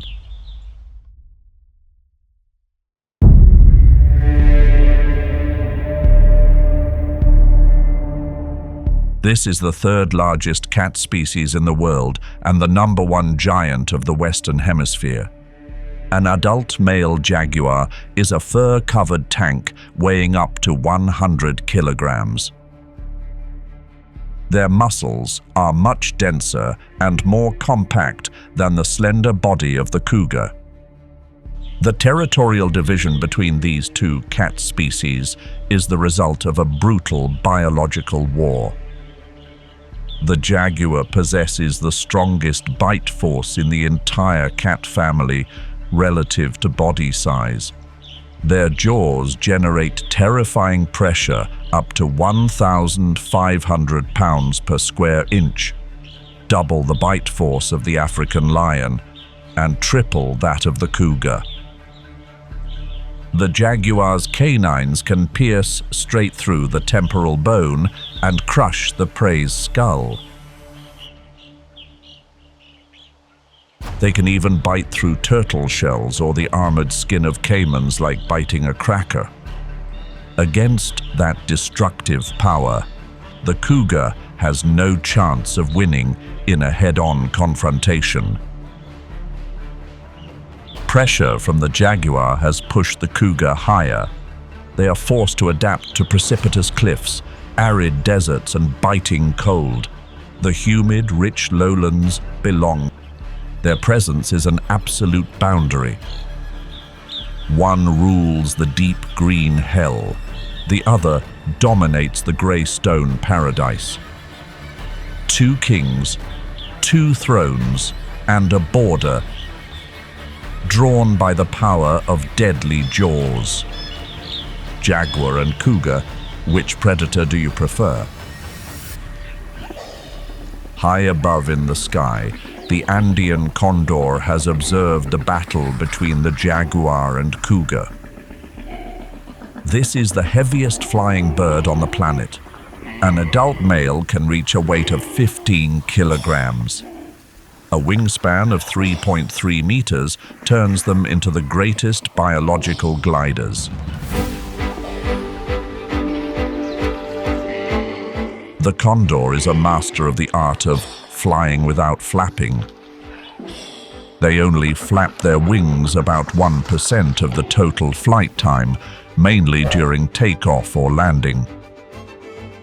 99% of the remaining time, condors glide on thermal columns. These are hot air currents rising from cliffs baked by the sun. They ride these invisible elevators, soaring hundreds of kilometers every day to search for food. They can fly continuously for 5 hours, covering a distance of 170 kilometers without flapping their wings even once. From an altitude of 5,500 meters, the condor's eyes scan every corner of the valley. They look for stillness, prey that has lain still under the cougar's claws. When the cougar is sated and abandons the guanaco carcass on the mountainside, that is when the condor lands. The condor's talons are blunt and straight, like chicken feet. They cannot grasp or kill anything. They are purely walking scavengers. But in return, they possess a hooked beak, powerful like bolt cutters. This beak is designed to tear open the thick skin of camels or cattle that smaller animals must give up on. The condor's characteristic bald head allows them to thrust deep into the bacteria-filled abdominal cavity of a corpse without worrying about dirtying feathers. The harsh ultraviolet rays on the Andean peaks will sterilize that bare skin, keeping them healthy throughout a lifespan of up to 70 years. In Andean culture, the condor is the messenger of the upper world, Hanan Pacha, the one who transforms rotting death into eternal life in the sky. An uncrowned king, ruling with patience and wings that cover the entire mountain range. The bloodlines of the Andes hold a truth. The condor is eternal. When the burden of seasons grows too heavy, the sentinel folds its wings and plunges from the peak into the sunless abyss to be forged anew. From the condor's frigid skies, our gaze falls upon the southernmost forests of Patagonia. Here, the cougar faces a prey that dares to defy every temperature limit. South Andean deer, also known as the huemul. This deer species is a national symbol of Chile, but in reality, they are creatures teetering on the brink of extinction with fewer than 1,500 individuals remaining in the wild. Their bodies are stocky, with short, sturdy legs designed for climbing over rugged, rocky terrain. But when pursued by a cougar, the huemul chooses to plunge into the water. They aim straight for freezing glacial lakes, where the water temperature hovers just between 2 to 4 degrees Celsius. Each hair strand features a hollow structure filled with air, acting as a biological life jacket that provides superior buoyancy. They create a perfect insulation layer, preventing the bone-chilling cold from reaching the skin.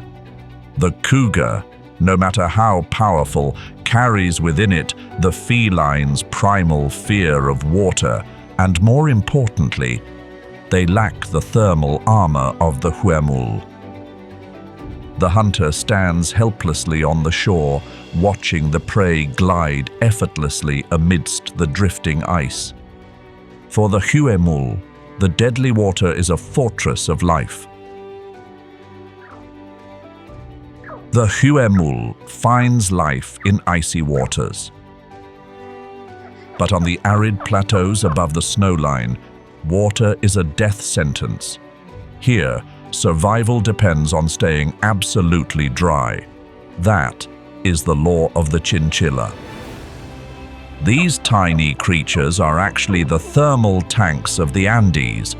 To combat the bone-chilling cold that can drop to -20 degrees Celsius at night, the chinchilla has developed the densest fur in the land animal world. 60 to 80 ultra-fine hairs grow from a single follicle. Their fur density reaches up to 20,000 hairs per square centimeter. This structure creates an impenetrable thermal fortress. Warm air is locked tightly inside the coat, forming an insulation layer with 100% efficiency. Parasites like fleas cannot even live on a chinchilla, as they would suffocate before ever reaching the host's skin. But this super armor comes with a fatal Achilles heel. It is too thick to shed water. If a chinchilla gets wet, its fur acts like a giant water-absorbing sponge. The increased weight renders them immobile, and more dangerously, the water trapped against the skin saps body heat, leading to rapid hypothermia. Therefore, the chinchilla says no to water. Instead, they bathe in volcanic ash. Tiny dust particles penetrate deep into the hair roots, absorbing excess oil and moisture, cleansing the body and keeping the fur fluffy. This fur possesses one final defense mechanism: fur slip. When grabbed by a Culpeo fox or cougar, the chinchilla will automatically shed a large patch of fur right at the point of contact. The predator is left with a mouthful of worthless fluff, while the prey has vanished into the rock crevices. From the volcanic peaks of South America, we trace the latitudes upwards to the Wild West. Here, two rocky giants stand guard over the North American continent: the Rockies and the Sierra Nevada. The Rockies, a colossal spine stretching 4,800 kilometers from British Columbia down to New Mexico. A labyrinth of sedimentary cliffs and jagged shark-tooth peaks. Meanwhile, the Sierra Nevada towers like a wall of light, with the largest monolithic granite blocks on Earth. Here, winter lasts up to 8 months. Blizzards can dump snow layers up to 10 meters thick, enough to bury a 3-story building. Amidst this fortress of ice and stone, the boundary between predator and prey is blurred by a common enemy: the brutal harshness of nature.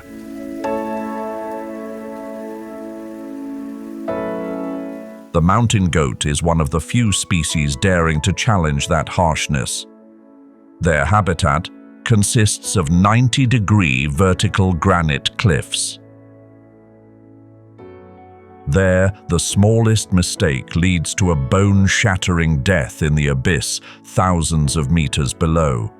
But the mountain goat considers this the safest playground. The secret lies in legs designed with the most advanced biotechnology. Their hooves are a perfect combination of climbing shoes and claws. The outer shell is hard as rock, sharp as crampons to dig into cracks. The inner pad is soft, rough, and elastic like Formula One racing rubber. They create maximum friction, adhering to slippery rock surfaces even on steep slopes. The shoulder muscles of the mountain goat are a giant hydraulic engine block. They can perform spectacular pull-ups. An adult goat weighing 140 kilograms can hoist its entire body weight up using only a hoof hold as small as a coin. Mountain goats are accustomed to treacherous cliffs from the moment they are born. Just hours after birth, they must join the deadly parade on the cliff face. The mother goat always forces the kid to walk above her when climbing slopes and urges them to go higher. If the kid slips, a frequent occurrence on loose scree, it will fall onto the mother's back. Safety at high altitudes comes with a heavy price: salt deficiency. The poor diet on the mountain peaks forces them to undertake risky journeys down to the valleys to lick minerals. That is when they are most vulnerable to wolves and bears. But as soon as they sense danger, they immediately turn around and charge straight up the sheer cliff. They disappear into the clouds covering the precipitous cliffs where only they dare to tread.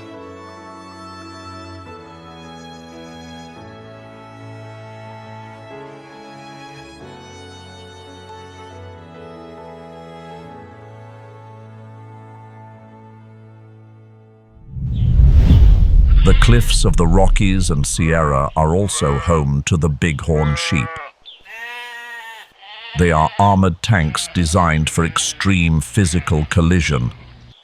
The defining weapon of this species is the pair of gigantic spiraling curved horns.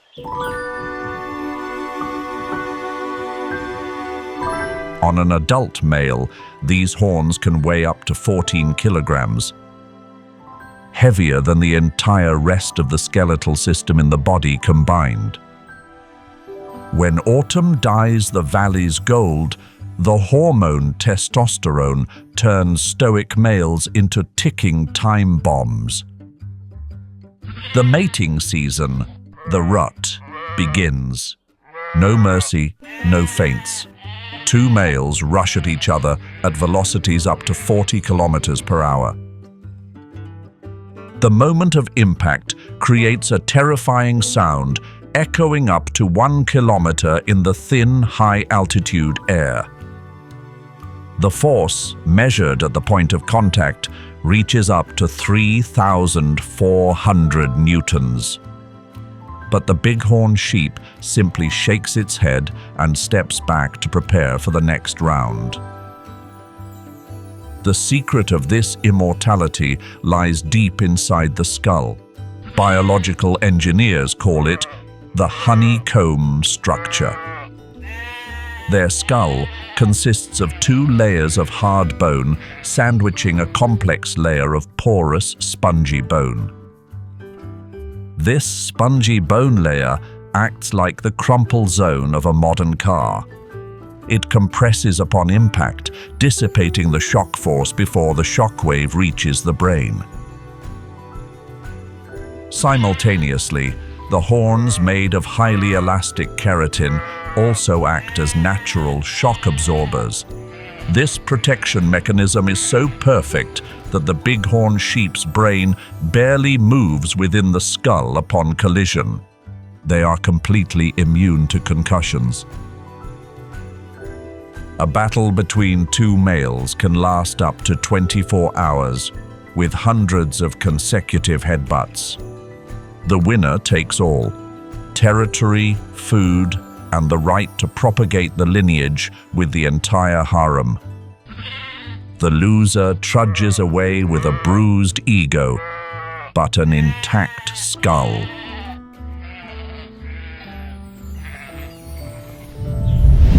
Leaving the bloody arenas on the peaks of the Rockies, we descend the passes to the vast basins stretching at the foot of the mountains. Here, muscular strength and headbutts become meaningless. The rules of survival are decided by speed, and the pronghorn is the master of that game.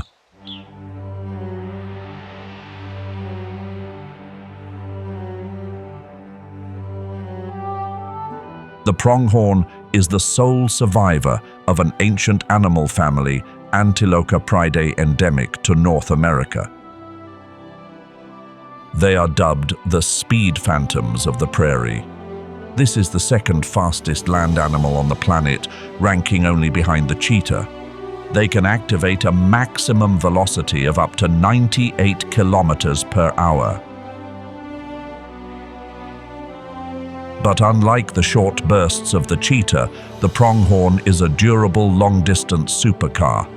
They can maintain a velocity of 50 kilometers per hour continuously for tens of kilometers without getting winded.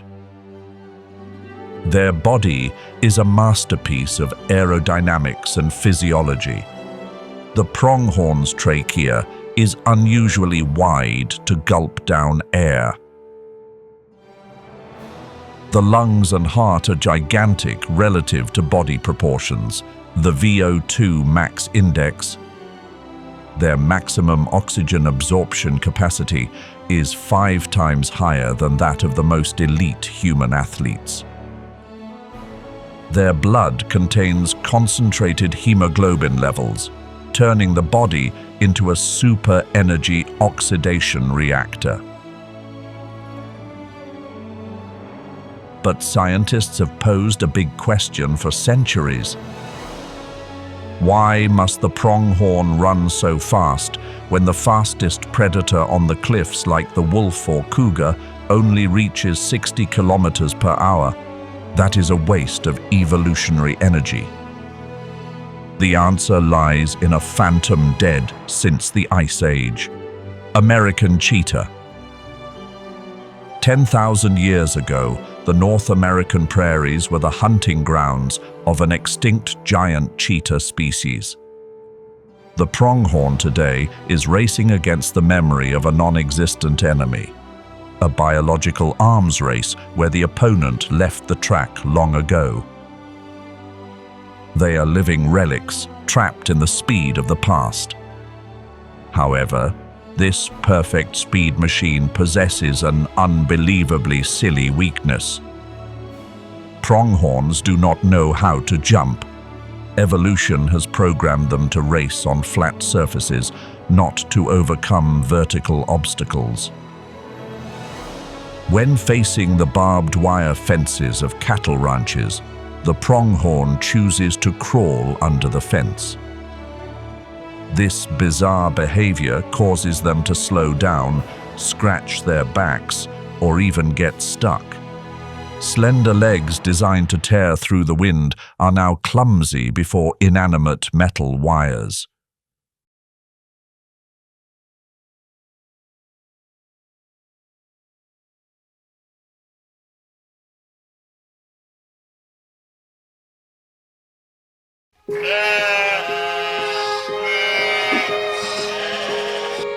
In the heart of old Europe, where nature is besieged by concrete and steel, survival requires insane adaptation. And the alpine ibex are the craziest of all. Once hunted down to fewer than 100 individuals in Gran Paradiso in the 19th century, today they have returned with over 50,000 strong. But population explosion comes with a nutritional crisis.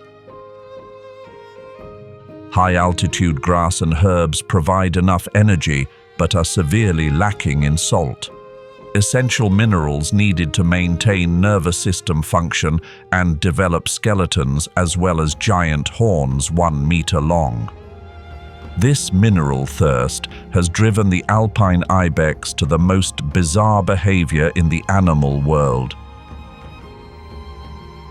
They seek out human colossi like the Cingino Dam in Italy, a giant concrete wall 50 meters high, standing nearly 90 degrees vertical.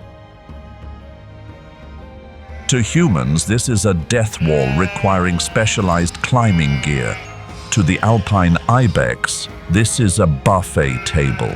They nonchalantly walk on the vertical face, defying gravity, defying the dizzying heights. The secret of this magic lies in their feet.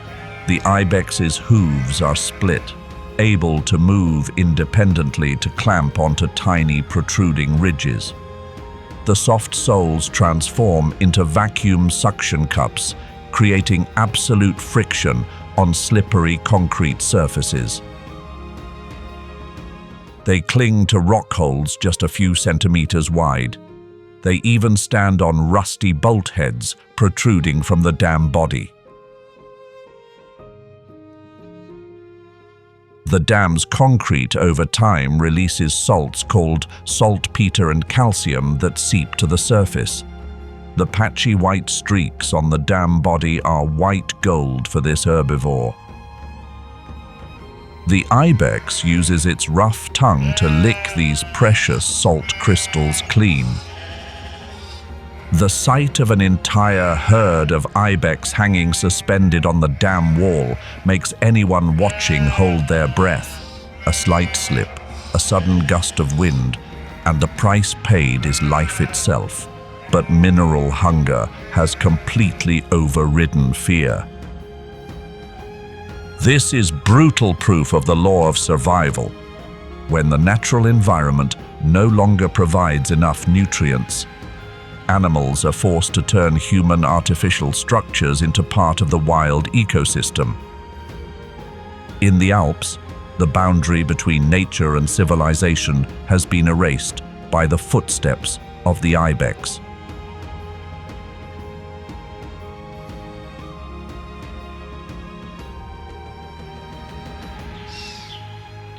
The alpine ibex conquers gravity by holding on, but the chamois, their smaller cousin, chooses to glide across the death zone.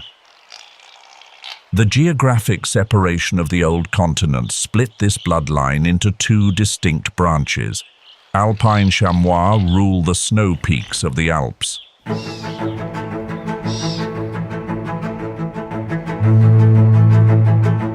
And Pyrenean chamois govern the southwest slopes.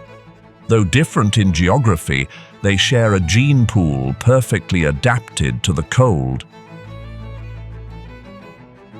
The chamois' secret weapon lies in its feet. Evolution has equipped them with biological snowshoes. Between the toes of the chamois is a flexible interdigital membrane. When stepping onto porous snow, the toes spread out to the maximum. The skin membrane stretches taut, increasing the surface contact area. This mechanism helps disperse the body weight of 50 kilograms. While predators like wolves or lynx sink deep into the thick snow, the chamois glides gently on the surface as if walking on flat ground. They can accelerate up to 50 kilometers per hour on this tough terrain. When chased or needing to change altitude rapidly, they turn their bodies into a living snowboard. The body's center of gravity lowers close to the ground. Hind leg joints lock tight to form a sliding surface.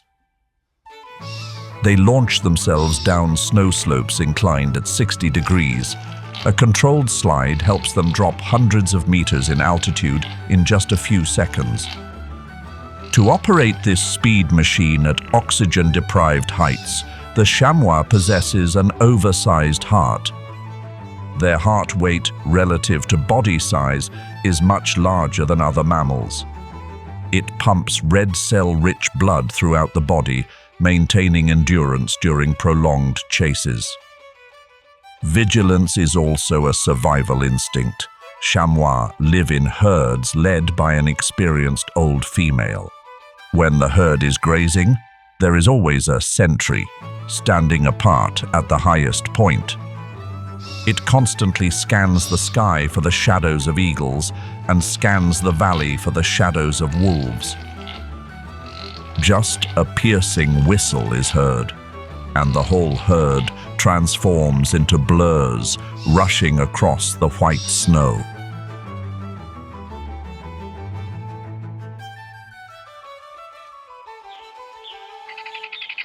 Chamois glide on snow to escape death. But in these mountains, there are those who eagerly await death to happen. The bearded vulture is one of them. Unlike common vultures that fight for rotting flesh, they live on a diet that is 90% bone. They find carcasses already stripped clean of meat by wolves or eagles and pick up giant thigh bones weighing up to 4 kilograms. Then they fly up to an altitude of 150 meters and drop them in a free fall onto sharp rocks below. Gravity does the work of teeth. The impact shatters the hard calcium shell. The rich bone marrow source, containing calories many times higher than lean meat, is exposed. For bone fragments that are too small, the bearded vulture will swallow them whole. Their stomach is a pool of concentrated acid with a pH approximating 1.0, strong enough to dissolve an entire cow hoof within 24 hours. But what makes the bearded vulture a legend of the Alps lies in its appearance of a fire phoenix. Jet black wings contrast with a chest burning with orange red. That red is makeup, taken from mud puddles rich in iron oxide in damp limestone niches. There, they perform the mud bathing ritual. They roll, rubbing meticulously to dye each white feather into the rusty color of blood and fire. This is a rare and unique cosmetic use behavior in the animal world. Scientists believe color is a declaration of power. The more red there is, the higher the social status. A bird with plumage blazing red like fire proves it knows the terrain like the back of its hand. It knows exactly where the secret iron mineral sources are. And more importantly, it has enough time and excess energy for beauty instead of struggling to find food. In the Alps, bearded vultures are aristocrats donning royal cloaks woven from mud and pride.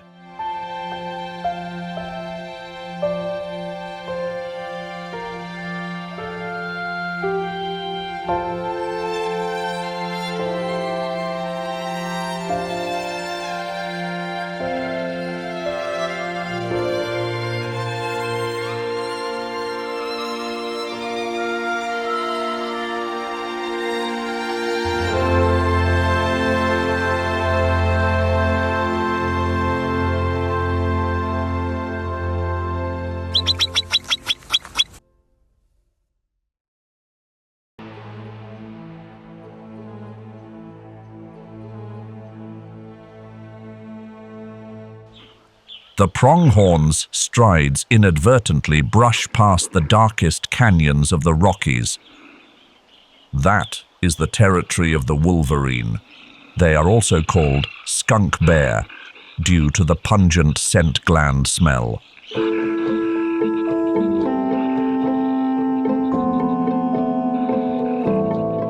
But the most deserving name for them is the berserker. This is the largest land-dwelling member of the weasel family. With a modest weight of only 15 to 18 kilograms, the wolverine resembles a bear cub trapped in the body of a lightweight MMA fighter. But don't let that size fool you. Inside that small body is an energy metabolism reactor running on overload. Eternal hunger turns the wolverine into the most reckless creature of the northern hemisphere. They are ready to rush in to steal prey from a crowded grey wolf pack or a grizzly bear weighing 300 kilograms. The wolverine's weapon is a special set of molars rotated 90 degrees inward. This biological design turns their teeth into an industrial crusher. They can chew through the hardest thigh bones of a moose or tear apart frozen meat at -20 degrees Celsius. But the true superpower of the wolverine lies in the ability to conquer terrain. In winter, when snow covers meters deep, all life halts or moves to lower grounds, the wolverine does the opposite. They possess unusually wide paws relative to their body, acting as natural snowshoes. This allows them to run on porous snow without sinking and climb high. Wolverines frequently climb up vertical avalanche chutes. They search for the carcasses of unfortunate mountain goats or wild sheep buried by avalanches. The wolverine's sense of smell is so acute, they can smell rotting meat through a 6-meter thick layer of compressed snow. They dig frantically to pull out frozen food caches that nature has stored. But sometimes, the reason is unbelievably simple. They climb over vertical cliffs just to take a shortcut. GPS tracking devices have recorded wolverine individuals climbing over 3,000-meter high peaks amidst blizzards. They want to get to the valley on the other side faster instead of having to take a detour. In the Rockies, the wolverine is the embodiment of brutal resilience, a vivid proof that sometimes size doesn't matter as much as attitude. And in the battle for survival, the craziest one is usually the last survivor. When the ice melts, another death zone in the valley is revealed. Fast-flowing glacial rivers with temperatures of 0 degrees Celsius. This is the stage of the American Dipper.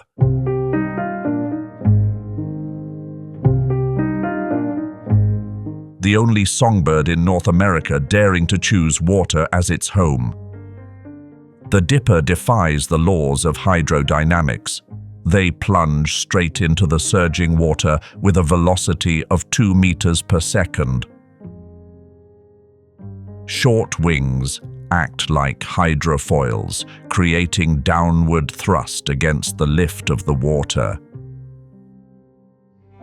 But the craziest thing lies in the legs. The dipper walks on the river bottom. Sharp claws dig firmly into slippery moss-covered rocks.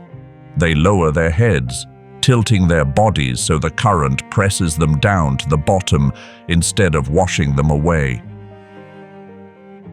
They possess a transparent third eyelid, nictitating membrane, acting like swimming goggles, helping them see everything clearly in the murky, bubbling water.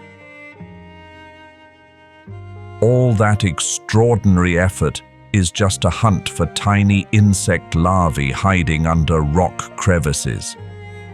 A tiny creature, but carrying the heart of a nuclear submarine.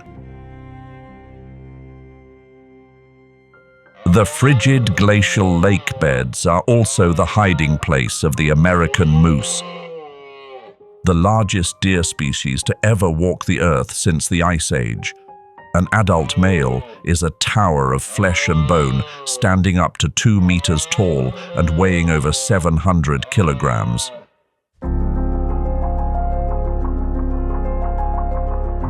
Their gigantic flat horns, palmate antlers, are up to 1.8 meters wide, weighing 30 kilograms. They are high-tech hearing aids. The concave shape of the antlers acts like a giant parabolic satellite dish. It collects and amplifies sound, directing it straight into the moose's ears. Studies show that the antlers help increase their hearing by up to 19%. Helping them hear the footsteps of a grey wolf or the snapping branch of a rival male from kilometers away. The moose possesses a nickname that few expect: giant diver. They dive deep to the lake bottom up to 6 meters, using strong jaws to grab kilograms of moss and water lily roots. The terrestrial diet is severely deficient in sodium. To survive and develop the massive skeleton, the moose seeks aquatic plants at the bottom of the lake. They can contain sodium levels 500 times higher than plants on the shore. The moose can hold its breath for up to 1 minute underwater. Special nose structure with valves automatically closing tight prevents water from flooding the lungs. The image of a 700-kilogram monster rising from the water, head covered in moss, is the most surreal sight of the northern wilderness. Moose frequently swim across the sea to move between islands in British Columbia and Alaska, and here they encounter the black and white nightmare of the ocean: orca. This is the only case on Earth where a deer becomes food for a dolphin. When moose swim across deep straits, they are completely helpless. Their swimming speed of 10 kilometers per hour is a joke to the orca. No sharp horns to gore, no hard ground to run. The king of the northern forest becomes a tasty morsel for the king of the ocean.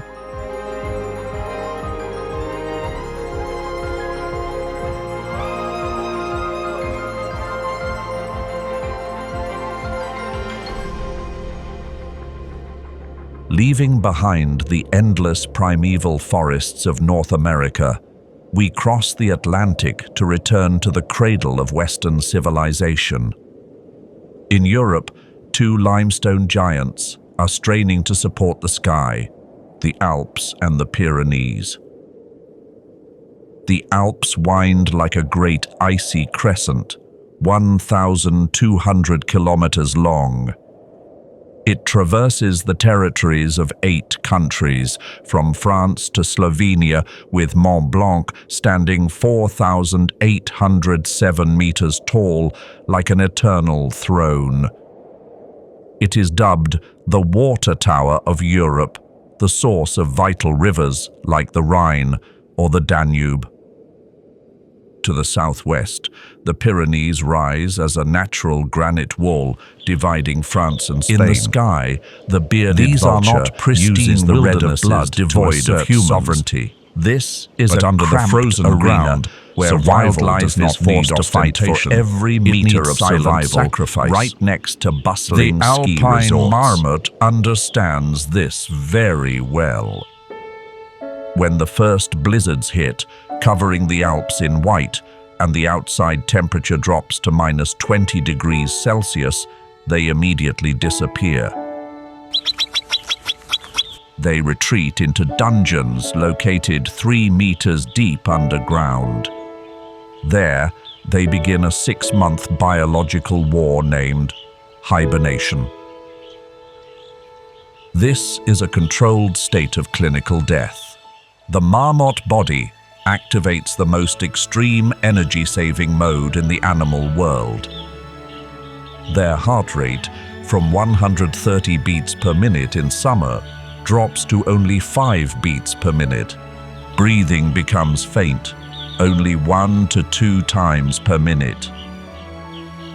Body temperature drops from 37 degrees Celsius to 3 degrees Celsius. But this torpor biological mechanism is not enough to fight the cold seeping into the marrow. A solitary marmot would freeze to death in just a few weeks. Their only weapon is herd warmth. They execute the tactic of social thermoregulation. A marmot family, which can be up to 20 members, crawls into the same burrow. They curl up, piling on top of each other into a giant furry ball. And this is where social order decides life and death. The positioning is not random. The weak young with the least fat reserves are placed in the warm and safe center. Surrounding them are females and adult males. And in the outermost layer, right next to the freezing entrance, are the fattest dominant males. They accept turning their bodies into living insulation shields. They burn their thick fat reserves to radiate heat inward, keeping the future generation warm. Every few weeks, the whole herd will simultaneously wake up for a moment. They defecate in a separate corner of the burrow and restart the collective heating system. The price paid for this sacrifice is very high. After winter, adults can lose up to 50% of their body weight. Many dominant males are exhausted and never wake up when spring comes. But thanks to that sacrifice, the survival rate of the young increases significantly.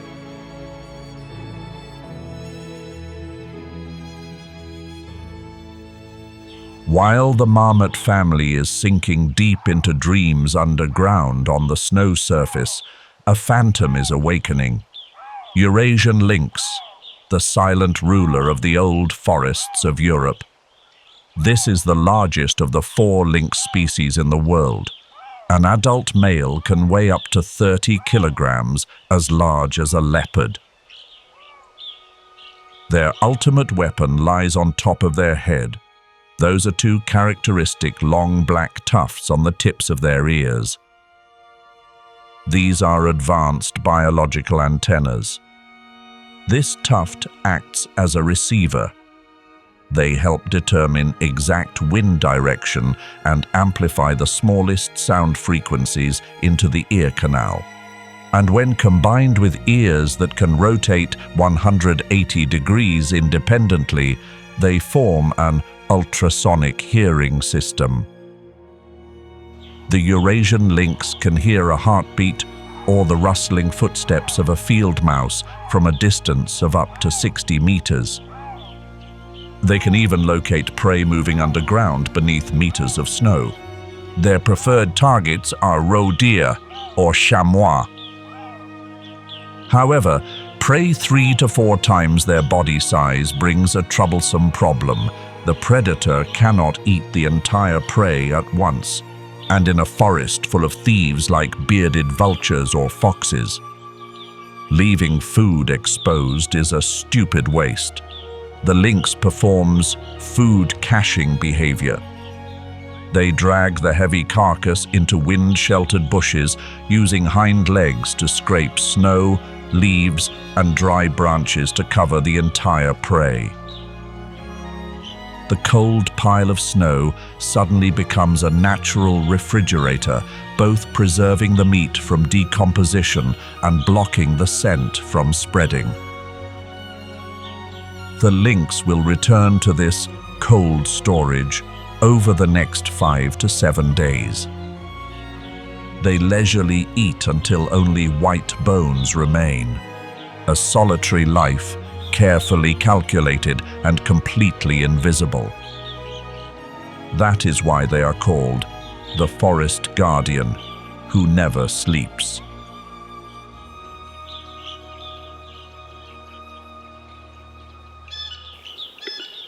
The silence of winter is broken by the most reckless lovers of the Alps when spring arrives. Western capercaillie. They are the largest member of the grouse family, with males weighing up to 4 kilograms. At collective performance grounds called leks, males gather to participate in the harshest beauty and music contest in nature. They fan their tails into a giant fan shape, stretch their necks to the sky, and begin the song of destiny. The capercaillie's song is a strange sequence of sounds, ending with a hissing sequence, lasting about 3 seconds. It is during these 3 short seconds of climax that they fall into a state of extreme ecstasy. Blood pressure rushes to the bird's head enormously, and simultaneously, tensed jaw muscles compress the outer ear canal tightly. They become temporarily deaf. In that moment, the world around the western capercaillie disappears. They do not hear the footsteps of a stalking fox or the snapping of branches by humans. In fact, in the past, hunters called this bird the deaf chicken. They exploited exactly those 3 blind seconds to get close. If the bird stops singing, they immediately regain their acute hearing and fly away. But the instinct to propagate the lineage is stronger than the fear of death. They accept betting their lives hundreds of times every morning just to send signals of love to females hiding in the bushes. A romantic tragedy of the old forest. When love speaks, death can arrive right beside you without you even knowing.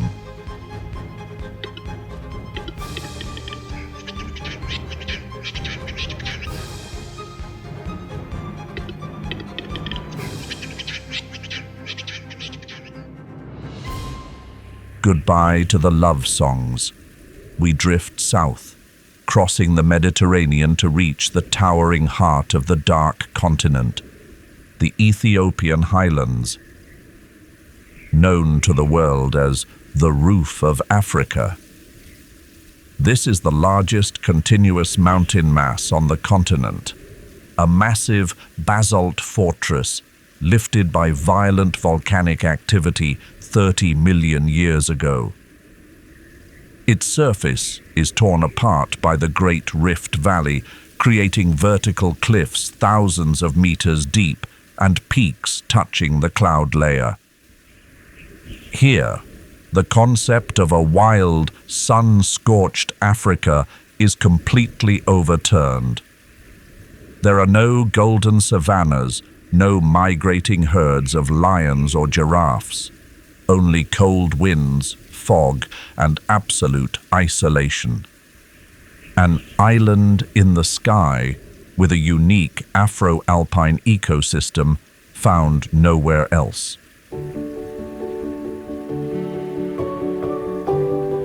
On the windy peaks, where the air is so thin it makes travelers' lungs scream, a strange primate empire reigns.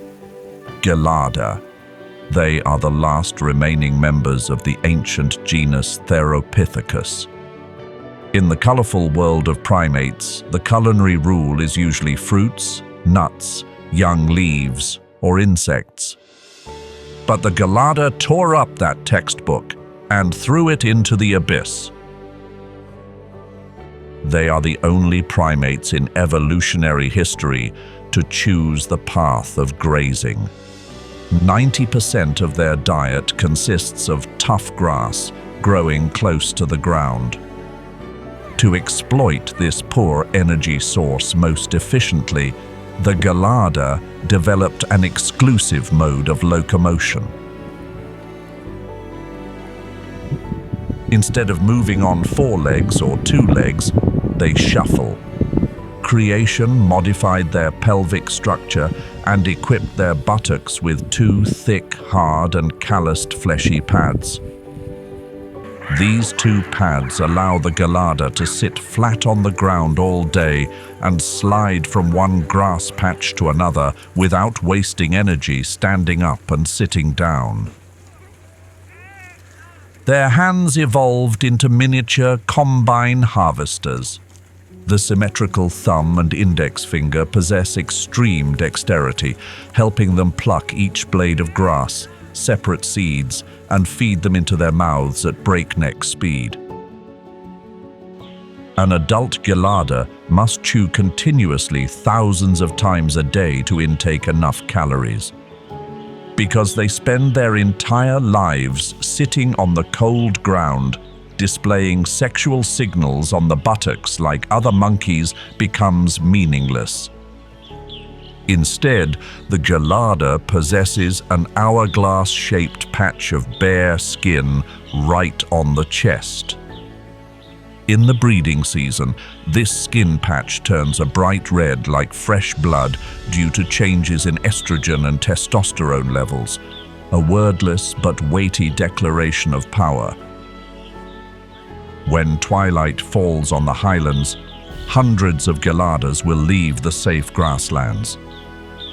They climb down vertical cliffs, thousands of meters deep, and hang themselves to sleep on rock ledges only as wide as a hand.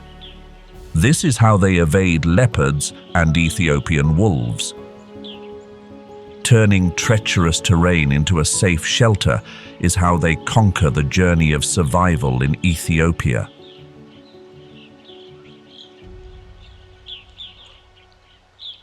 Sharing the pasture with the gelada is the common jackal. According to the usual logic of the natural world, the appearance of a carnivore amidst a primate troop would trigger a red alert. But in Ethiopia, these two animals have a tacit agreement. The jackals come here to hunt things that the gelada accidentally wakes up. When a troop of hundreds of monkeys moves and turns over the thick vegetation carpet, they create small tremors on the ground. Small rodents and insects, especially the Arvicanthus grass rat, panic. They run out of their burrows to avoid being trampled by monkey feet, and that is exactly when the jackal strikes without needing to waste effort sniffing or digging. Science calls this tactic commensalism. The jackals utilize the monkey troop as giant beaters. The success rate of rat attacks increases from 25% when hunting alone to 67% when accompanying the monkey troop.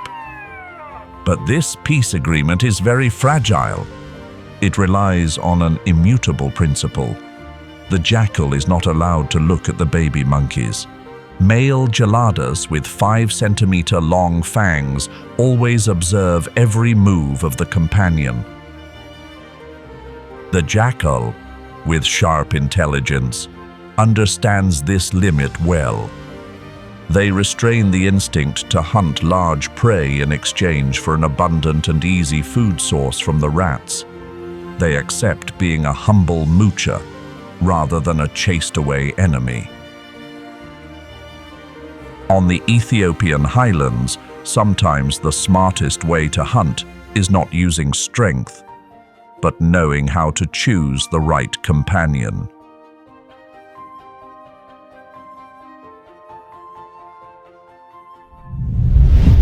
Goodbye to the roof of the world, Himalayas. We cross the Pacific Ocean to arrive at the spine of South America.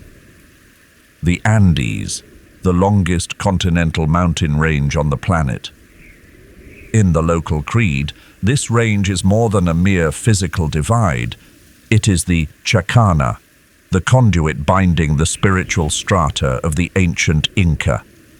It stretches 7,000 kilometers, slicing through the continent across 7 countries, creating the greatest natural rampart of the Western Hemisphere. Here, the terrain changes dramatically from the arid Atacama Desert to the eternal glaciers in Patagonia. And the problem of survival requires the most creative and bold solutions.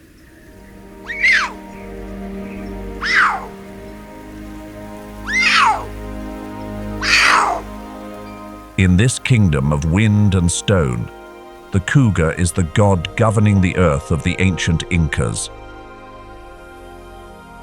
While modern science calls them the cliff dancers. That is an acknowledgement of an extraordinary biological design. To the Inca, existence is carved into 3 planes: Hanan Pacha, the celestial reach; Uku Pacha, the sunless deep; and K Pacha, the world of the now. Here, the cougar reigns as the sovereign force. Ancient Cusco was forged in the image of a cougar coiled to strike. To the bloodline of the high peaks, this predator is the emblem of relentless resolve and the power of the act. The cougar possesses hind legs significantly longer than the front legs. It turns their body into a perpetually compressed spring. This structure allows the cougar to perform a vertical jump up to 5.5 meters high. Their long jump length reaches up to 12 meters, enough to fly over the length of a large bus. Despite possessing the size of a heavy beast, taxonomically, the cougar still belongs to the small cat group. The hardened hyoid bone structure makes the cougar unable to roar like lions or tigers. Instead, they purr when happy, just like a tabby cat, or emit ear-piercing screams exactly like a woman screaming in the night. The spine-chilling sound that once made Western settlers believe the mountains were haunted. The cougar's cunning also lies in every footstep. They move with the direct registering technique. The hind foot is placed exactly in the position the front foot just left. This technique helps reduce the noise of breaking dry branches by half. Tracking them also becomes impossible because one cannot guess the size or number. A phantom that knows how to fly, knows how to turn invisible, and possesses the cry of a cat. That perfect preparation serves only a single purpose: the deadly pounce from the blind spot.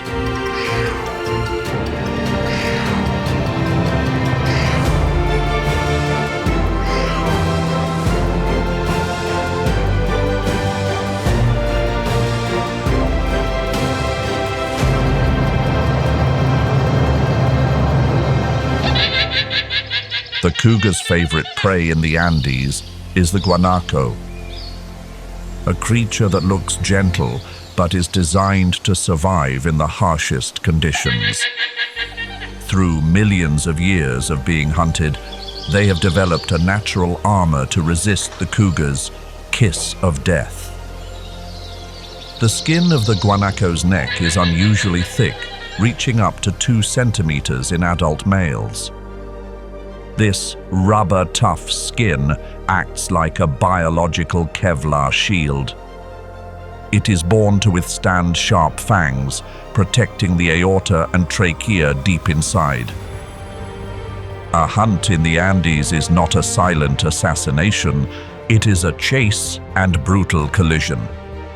The collision between the 60-kilogram predator and the 120-kilogram prey creates a violent shock.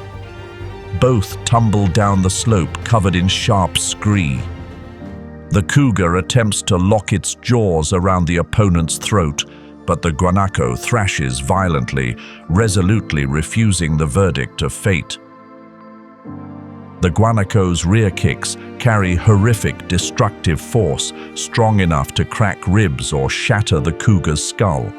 It spits a pungent mixture of acidic stomach fluids into the enemy's face to disorient it.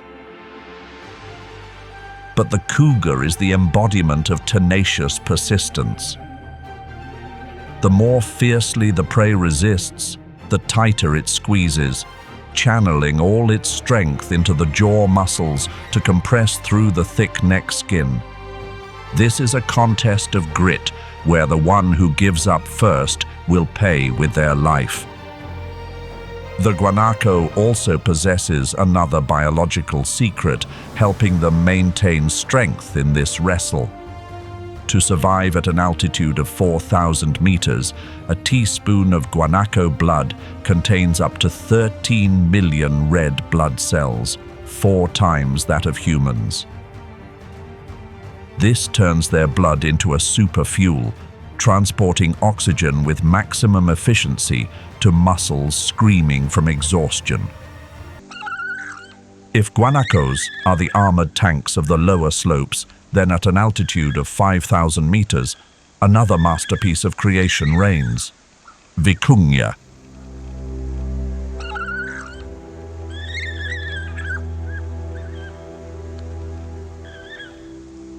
Here, atmospheric pressure is so low that a flame can barely sustain combustion. But the vicuña still prances like ballet dancers, The secret lies in a massive heart, weighing 50% more than the hearts of mammals of similar weight. This is a supercharged engine, pumping blood thick with red blood cells to nourish the body with maximum efficiency. It turns the vicuña into the animal with the best aerobic capacity on the planet at extreme altitudes. They don a brilliant golden-orange coat. Vicuña fibers are only 12 micrometers thin and finer than cashmere wool.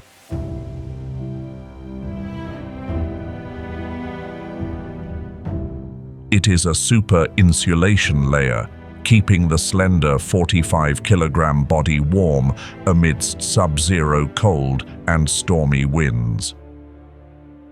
In the era of the Great Dynasty, the vicuña's fleece was a mantle reserved solely for the bloodline of the sun.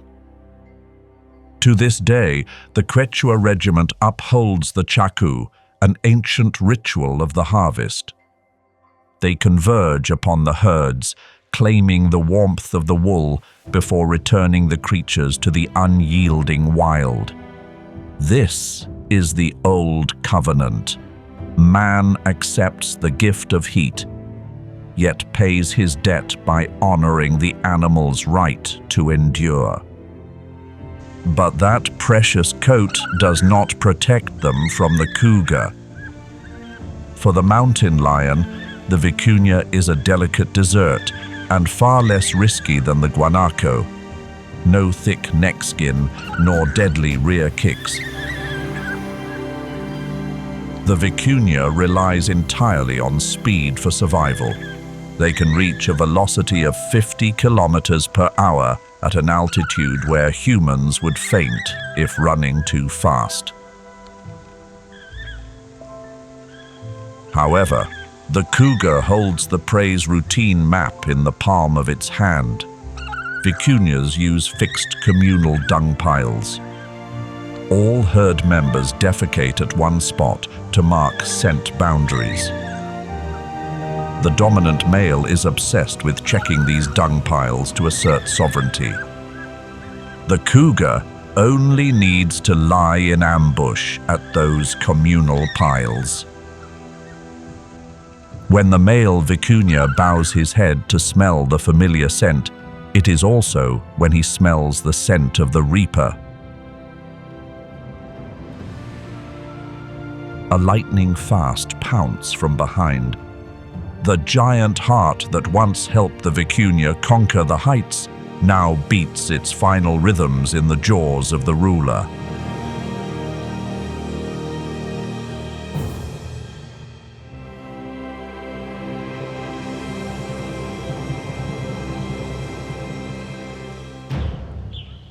Hunting amidst treacherous cliffs has never been easy.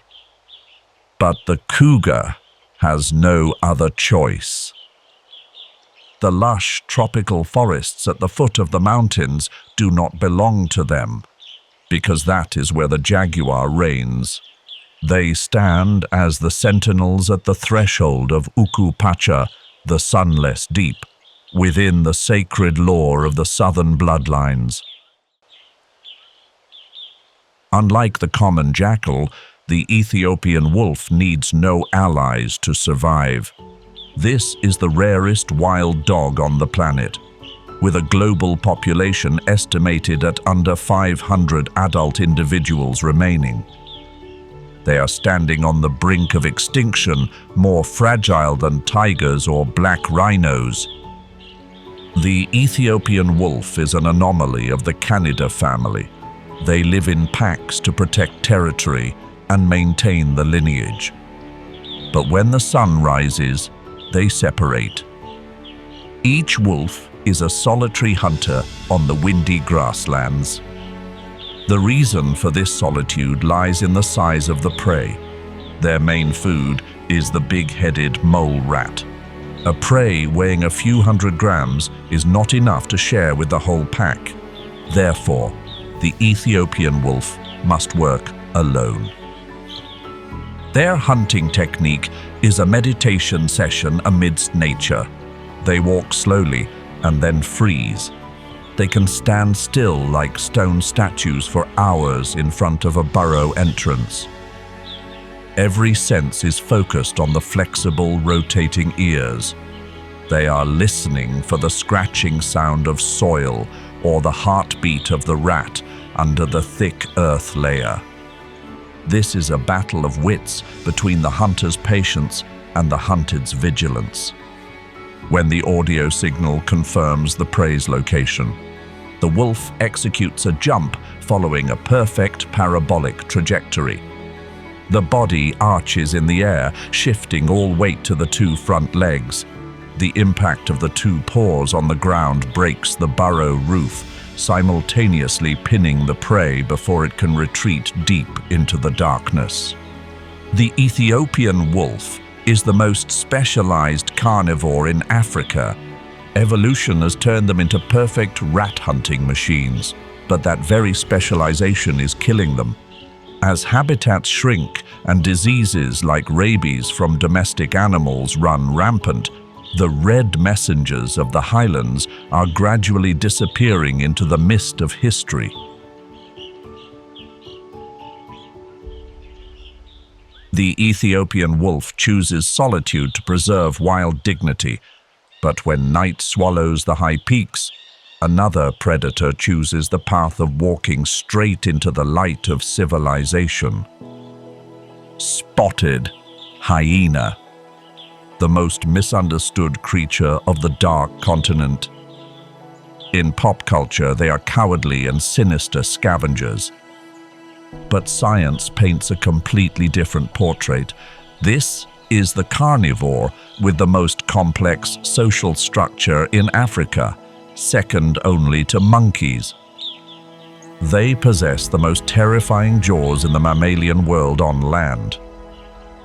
Their bite force reaches 1,100 pounds per square inch, stronger than both lions and grizzly bears. They can crush the femur of a giraffe like snapping a dry twig. Anywhere else in Africa, their giggling laughter is the signal of the reaper.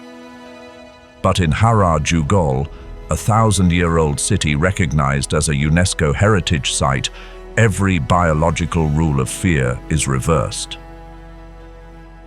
Here exists the world's strangest peace treaty between humans and beasts. Every night, when the city gates close, wild hyena clans from suburban caves quietly enter the small alleys.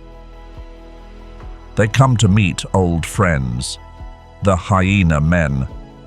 This is a centuries-old tradition where humans hand-feed wild creatures. This relationship is a vital symbiosis. The people of Hara believe that hyenas have the ability to see and eat evil spirits, jinn. Scientifically, they are the city's biological sanitation system. The spotted hyena's stomach is a super incinerator. Their stomach acid is so strong it can destroy bones and dangerous pathogens like anthrax or cholera. They clean up organic waste and rotting animal carcasses that humans throw on the street, preventing disease outbreaks in a cramped ancient city. Inside this city, the boundary between humans and hyenas is erased. Hyenas teach their young that humans are a safe food source. Humans teach their descendants that hyenas are the guards of the night, a friendship based on mutual respect for each other's fear.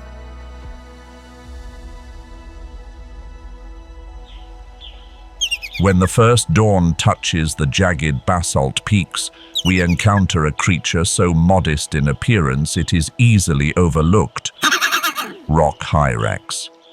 At first glance, they look no different from a guinea pig or an oversized chubby ground squirrel.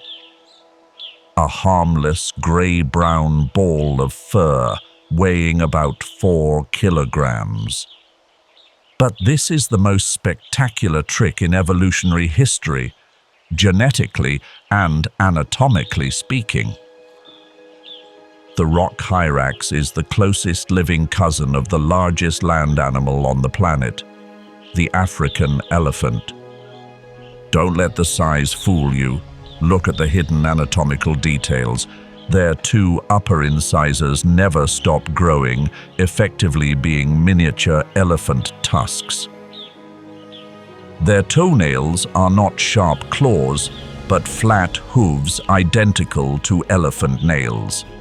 And the foot structure has elastic pads helping them adhere to cliffs, functioning exactly like the feet of the swamp giant. But carrying the royal blood of the elephant comes with a heavy price. The hyrax's metabolic system is terrible. They possess the least efficient thermoregulation mechanism in the mammalian world. Their body temperature fluctuates wildly with the ambient temperature, more like a reptile than a warm-blooded mammal. Cold nights at an altitude of 4,000 meters in Ethiopia drain their energy, sending their bodies into a stupor whenever the sun sets. Therefore, hyraxes are the most fervent sun worshippers. Every morning is a mandatory survival ritual. They cannot run, cannot forage until recharged.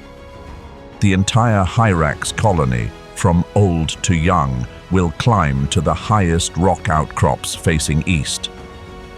They pile on top of each other, forming a living fur rug to share the remaining warmth and catch every photon of sunlight.